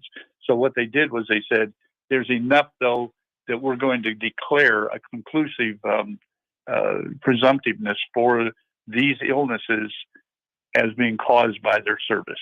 And that's a tremendous step forward. A lot of veterans who served in those areas who have certain kinds of cancers, there's 9 new cancers that are involved in this new presumptive. They should file immediately a claim. If they don't have VA health care, they should be able to get a toxic screening and probably be allowed to have VA health care if they haven't already gotten it. And the quote of the day, it kind of pertains to this, what we're talking about here, these rare cancers. Then there's this research and development, and what they've done, they've classified some of these cancers, these rare respiratory cancers, as presumptive. So that means that you can file a claim, and they're presuming that these cancers were caused by things like Agent Orange, things like that. Yeah, especially the ones that are named, because there's a wide range of how many people are coming down with certain types of medical problems, and those that are coming down with problems, but they're a very small number. And the VA is very aware that just because there's only a small number of people that have got these medical problems, that doesn't mean that it wasn't caused by their exposure. One thing about the VA, and the quote of the day, I think follows that right up, is that it's all about perseverance. And the VA perseveres through a lot of negativity because of what appears to be foot dragging and making determinations and so forth. But if you remember that it's all based upon statistics, and if statistics don't read it as being presumptive, they normally can't declare it. And basically, the way I look at it, Americans have never accepted the status quo, whether it be the VA or everyday social issues. And regardless of their differing points of view, being persevering about trying to solve the problem, generally we come out with a good conclusion. Protesting and revolution established that fact more than 270 years ago. And perseverance in our efforts to improve have been really the hallmark of our existence as a country. Some efforts have failed to correct our shortcomings. Some have had a positive effect, but imperfect. And others have been utter successes. And accepting less than what we can be as a nation, that's just un-American if we don't persevere. And I picked up a quote from Henry Ward Beecher, who was an abolitionist before and during the Civil War. And he said this: the difference between perseverance and obstinacy is that one comes with a strong will and the other from a strong won't. Yeah, I love that quote of the day, Jerry Vogler. We're going to have to take a break, but as always, you guys can check out the Veterans Corner from Superintendent Jerry Vogler, McLean County Veterans Affairs on cities929.com. Jerry, you have a great rest of your day. You too. Happy Monday, folks. We are going to be back talking a little bit about Drew Barrymore. And then I also found this city in Denver. You won't believe it. I've got the pictures. You're going to want to watch it or check out the pictures on our live stream, YouTube, Facebook, Twitter, and Rumble. This Denver city, it's in downtown Denver. They're featuring these pop-up bars with these rentable prostitution tents. So it's like a homeless encampment, and it's like a strip joint or a prostitution joint. It's bizarre. And I'm going to tell you about it here on the other side. This is The Buzz.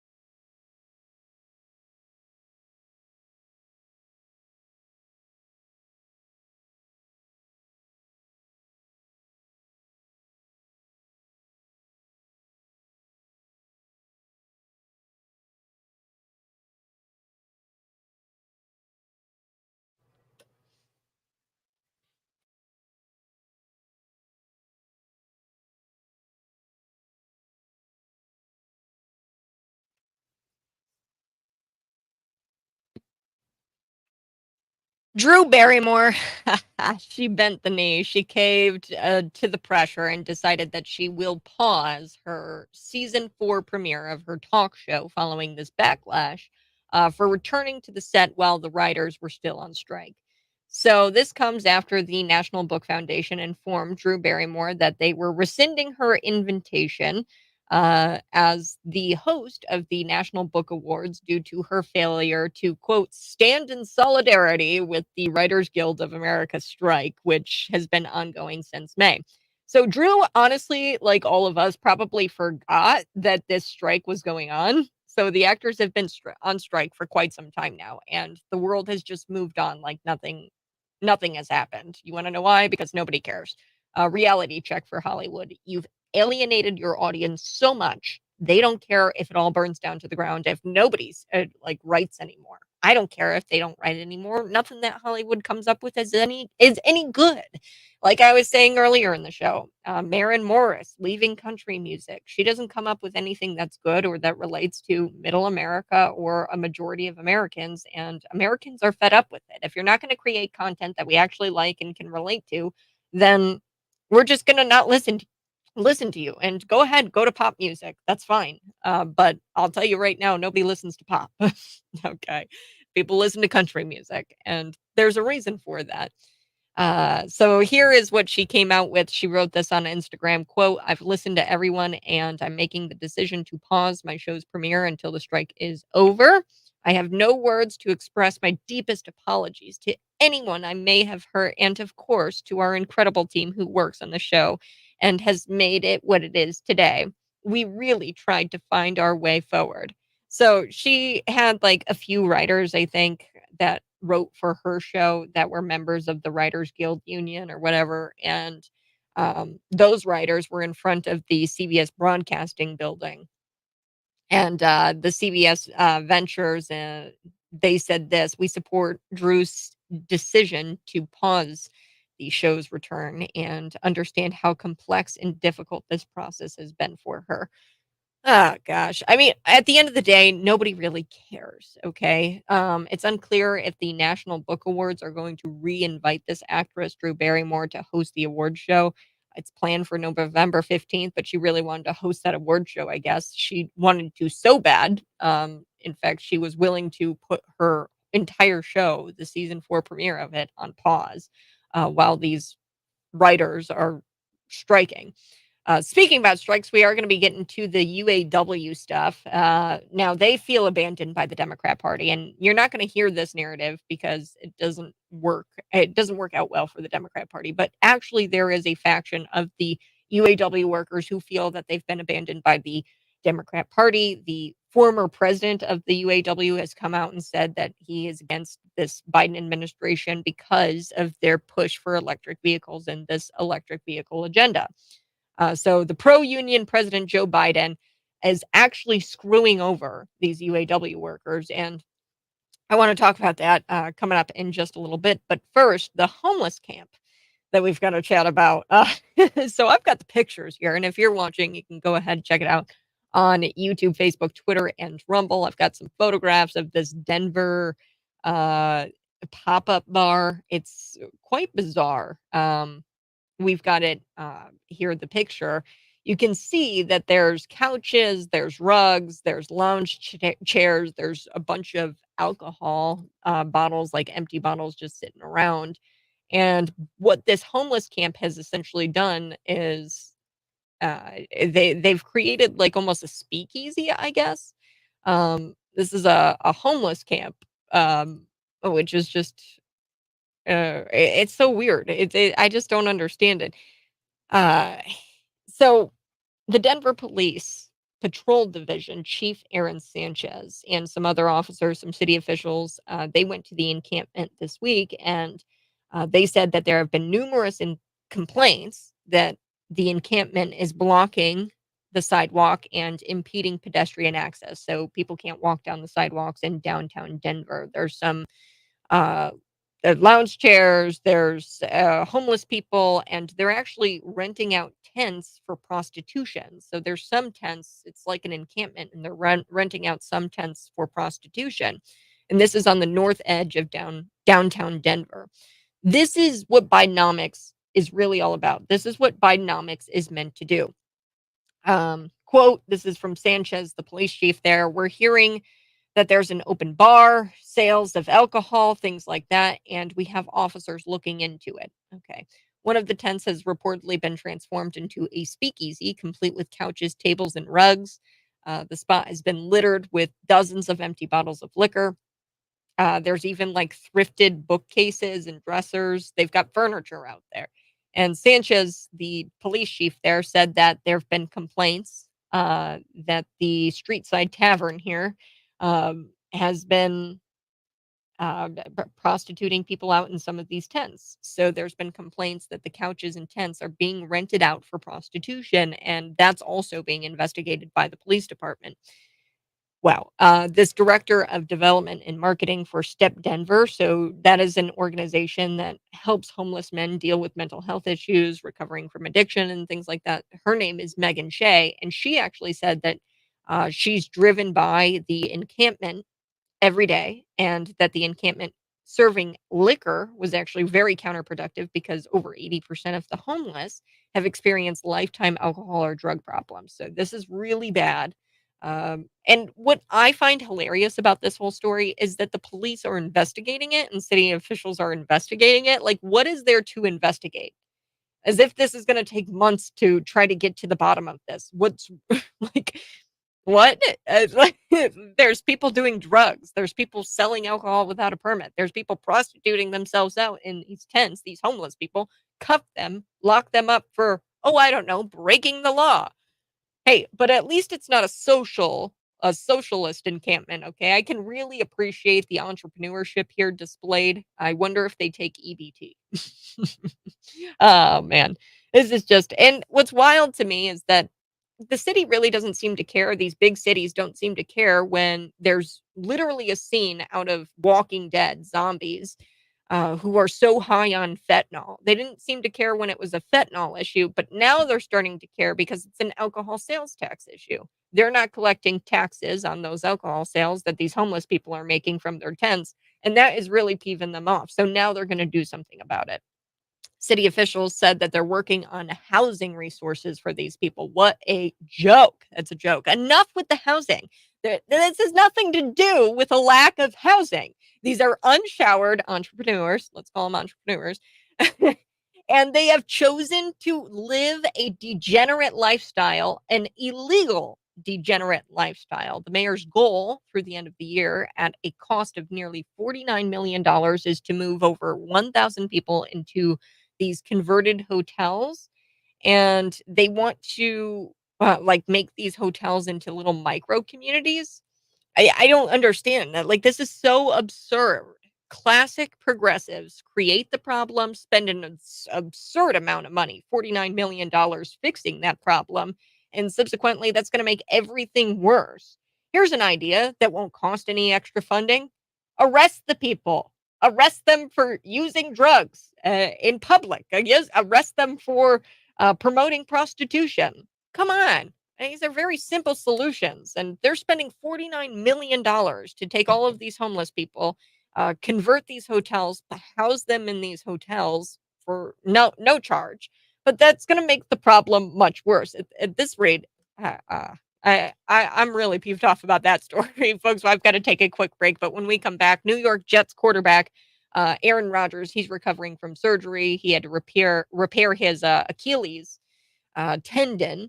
Now, he's actually been the target of some attacks lately by Keith Olbermann. So Keith Olbermann, he's a liberal, and he's been taking stabs at Aaron Rodgers for not being vaccinated. And Aaron Rodgers, he's not taking those attacks lying down. Well, technically, he's taking them lying down because he can't put weight on his foot right now. But he has some harsh and hilarious words for Keith Olbermann. I've got the clip here next on the Morning Buzz.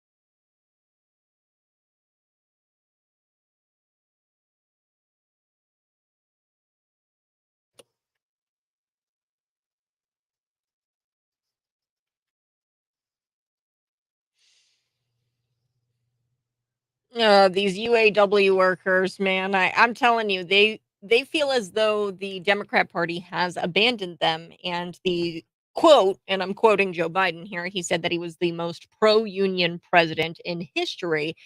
They feel like he's abandoned them because guess what? The Biden administration, they've placed roadblocks in their way, in the UAW's ways, uh, because of the handouts that they are giving the electric vehicle industry. So the UAW officially is walking off the job after it failed to reach agreements on a new contract with Ford, General Motors, and the Chrysler maker Stellantis. So this is the first time in history that a nationwide UAW strike has been called simultaneously at General Motors, Ford, and Stellantis. So I am going to be chatting a little bit about that. Like I said, I do want to play this clip here. I've got Aaron Rodgers, and he is not taking Keith Olbermann's attacks laying down. Okay, so he is the New York Jets quarterback, and he actually just tore his Achilles tendon, and he's recently been the he's been under attack from Keith Olbermann due to him and his vaccination stance. So he is against the COVID vaccines and he wants to, make his own personal medical decisions. And Keith Olbermann has been attacking him because of that decision. Now, although he can't put any weight on his leg, he's not taking these attacks lying down. Let's take a listen. This is harsh but hilarious. And as always, you can see me live in studio, YouTube, Facebook, Twitter, and Rumble. Subscribe to my channel today. That's Cat Peterson 929. Let's take a listen to Aaron Rodgers. Here we go. Hey, hold on, there's another guy. What's it? Keith Olbermann said that You love him, though. because you're not vaxxed, that's why it happened. Yep. Yeah, get your 5th booster, Keith.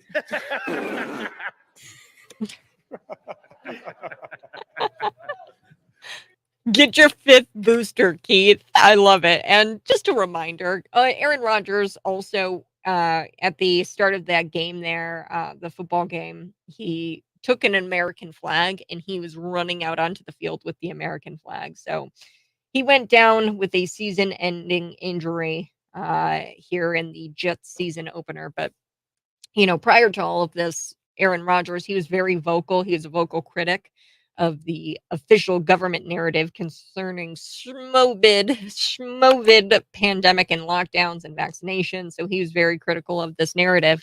And look, I love Aaron Rodgers trolling Keith Olbermann. Okay. So September 2024, what do we have to look forward to? Donald Trump, he's going to be getting ready for the final push to beat Joe Biden. And folks, he is really going to beat Joe Biden. National polling has him like at 41%, Joe Biden at 35% is what I've recently seen. So 2024, Donald Trump is going to be ready to beat Joe Biden. Aaron Rodgers will be taking the field to try again with the New York Jets. And Keith Olbermann, sadly, he's going to still be in his apartment thinking that his cat is his executive producer. And then his houseplant over here is Joe Scarborough. And he's going to be taking his 11th booster shot. And that's probably why he's confused about, his cat being his executive producer and his houseplant being Joe Scarborough, is because he's on his 11th booster. But he's really going to get his 12th booster because guess what? Keith Olbermann, he gets a 10% discount at Jamba Juice on any one item of his choice. That's why he's going to get his 12th booster. All right, I got to take a break. But when we come back, we're going to be talking about the United Auto Workers, the members. They actually feel abandoned by the Democrat Party. This is so important. You got to tune in just about like 5 minutes. See me live in the studio, YouTube, Facebook, Twitter, and Rumble. I'll be back.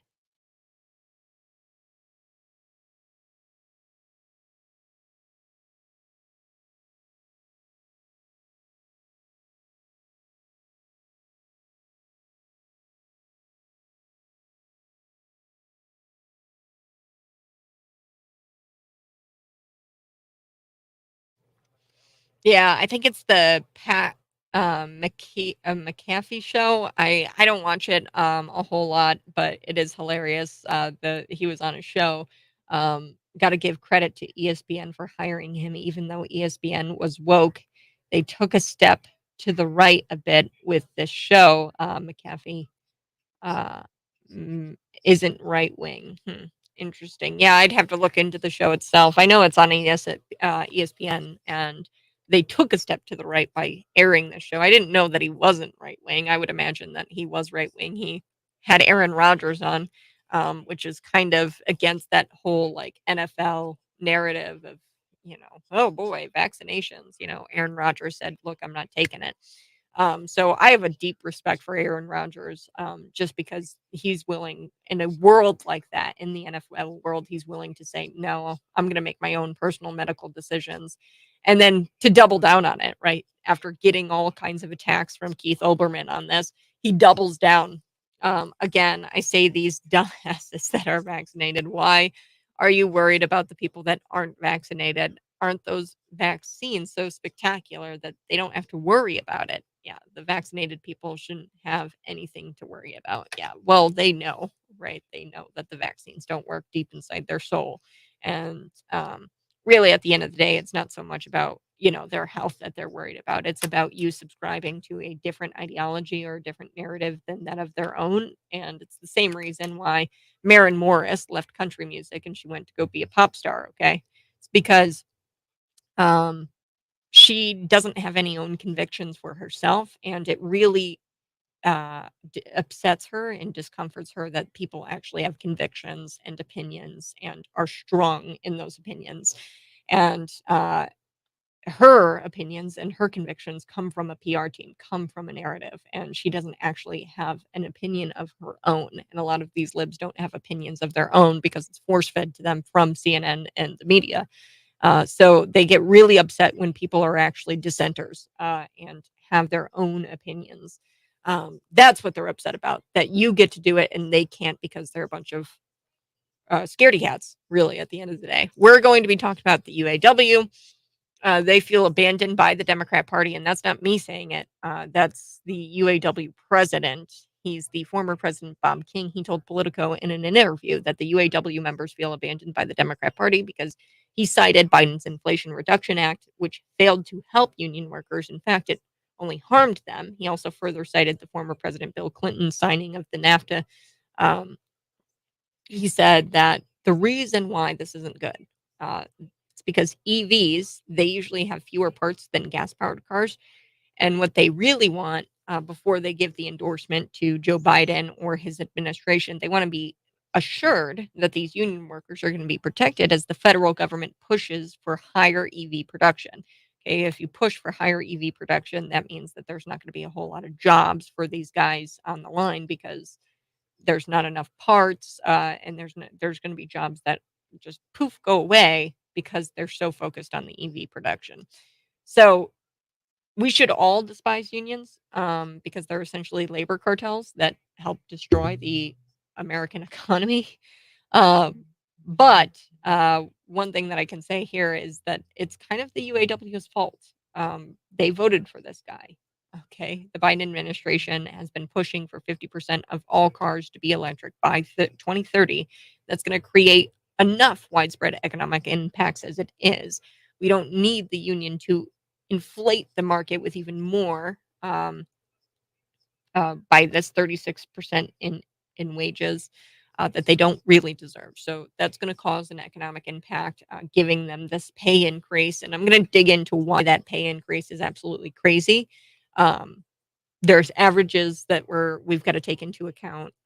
$32 an hour is the national average for an hourly employee, and that is about what they make as a UAW worker. Now, I'm just going to be honest with you, that's average. So maybe you make less than that, maybe you make more than that. Seniority people who are UAW members actually make about $50 an hour. That's insanity. And now they're asking for 32-hour work weeks plus a 36% pay increase. That's kind of wild. It's a big ask. Okay. And I don't think that even liberals will say that that's not a big ask. Considering their profits, right? Or these corporations, that's what everybody's going to say. They're going to be like, well, the corporations made so much money. Yeah, the reason why they made so much money was because of the government handouts for the electric vehicles. That's why they're making all of this money. It's not because they're actually creating a product and producing something and selling it. It's because they're given money for all of this electric vehicle nonsense. So I like this pedophile Joe screwed the UAW and other unions his first day of office when he shut down the Keystone Pipeline. I'd have been I would have been pissed then, yeah.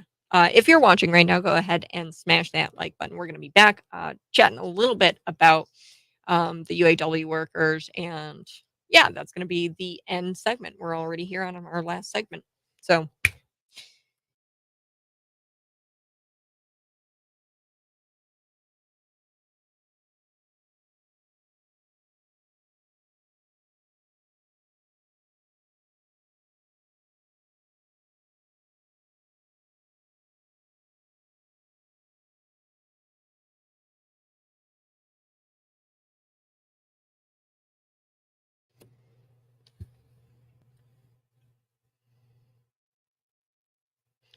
the UAW members, they feel as though the Democrat Party has abandoned them as the most pro-union president in history. That's Joe Biden. That's what he says. He says he's the most pro-union president in history. He's placed all of these different roadblocks in their way because of these handouts for the electric vehicle industry. So let's break it down. The UAW, they officially walked off the job after it failed to reach agreements on this new contract for Ford, General Motors, and Chrysler maker Stellantis. So this is the first time in history nationwide that the UAW strike has been called simultaneously for General Motors, Ford, and Stellantis. So the union workers, they say that at these three major car makers that they actually deserve a pay raise of 36%, and they want to go down to a 32-hour work week. So you work 40 hours a week, I work 40 hours a week. They want to work 32 hours a week, plus they want a 36% pay increase. And they're actually upset with the Biden administration and the Democrat Party because of the subsidies that they're giving to the electric vehicle industry. And they're warning, the union is warning, hey, Democrat Party, stop rushing to push these EVs because what you're doing, you're overlooking the security and the protection of the American auto worker.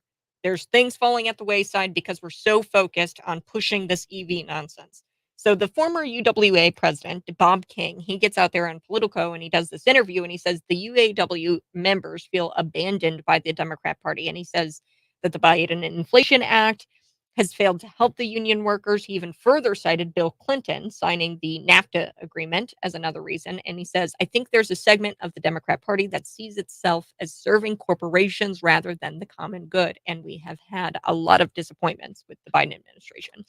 According to Politico, most energy investments made possible by the Inflation Reduction Act are flowing away from Michigan and more to Republican states, such as Kentucky, Georgia, Tennessee, and South Carolina. The union is also concerned that, hey, look, the reason why we are upset about these EV incentives, the money that is going to these companies, or to the electric vehicle industry, the reason why we're upset by that is because EV production requires way fewer parts than gas-powered cars, and we want assurances, Joe Biden and the Biden administration, that our jobs are still going to be here because you are pushing for higher EV production. Look, we should all despise unions, okay? Because essentially what they are labor cartels that destroy the economy, okay? But I want to make this clear. It's your fault, UAW. You voted this guy in, okay? So the Biden administration pushing for 50% all cars to be electric by 2030. It's going to create a widespread economic impact as much as it is. And then on top of that, if they do wind up getting their 36%, this union, that's going to inflate the market even more in wages. And these are wages that they don't even deserve. Okay, so let's break this down. 32 an hour is what they are currently getting on average, the UAW members. That's a lot of money. Okay, on average here in the state of Illinois, we get about 18 an hour for our hourly employees. That's about average here in the state of Illinois. National average is about $32 an hour. Okay, so they are making something consistent with the national averages here. Okay, 32 an hour. Plus, they're asking for an increase. So they want to make well over $40 an hour. Seniority, currently, they make about $50 an hour, these UAW workers. Then they're asking for a 32-hour work week. This is a huge, huge ask. And look, folks, it's not wages that's the problem. It's Bidenflation. It's the Janet Yellen sleeping on the money printing machine. Okay. That's what makes cost of living go astronomically, just through the roof, okay? And then overtaxation. You don't get to keep your money. At the end of the day, you get your paycheck and it's like half gone because of taxation. It's overtaxation and it's overspending, sending money to Ukraine, things like that. The UAW members may eventually earn these higher wages if they succeed in their demands, but everyone who buys a car will pay more because of that. So some Americans aren't going to be able to afford to buy a new car, which will lead to these automakers subsequently hiring few workers because they will make and sell fewer cars because the Americans are not going to be buying. So any gains made by the strikes and bargaining of wages will come at a cost for everyone else. Okay. I'm all right by it because it's like this. Make old cars great again. Make old trucks great again. I'm cool with no new cars being on the road. Let's fix up our beaters and let's run them until they get to 300,000 miles. Okay. I'm cool with that. So essentially the true enemies of the American worker are the UAW members. The UAW is slowly losing its monopoly to the EV industry, and now they're crying because Sleepy Joe is helping make that happen. What on earth did you expect during his campaign? He made it very clear what his intentions were, the economy were. He definitely wanted to include more EVs and less gas-powered cars. Sorry, guys, that's what you voted for. Suck it up. 309-451-9299. You guys have a great rest of your day. That's going to do it for our show. You guys can see me live in the studio every morning. That's on Cat Peterson 929 on YouTube. You can check it out and check us out on Facebook. We'll be back at it tomorrow morning, Tuesday, 6 a.m. to 9 a.m. You guys have a great rest of your day. Bye-bye. Love you.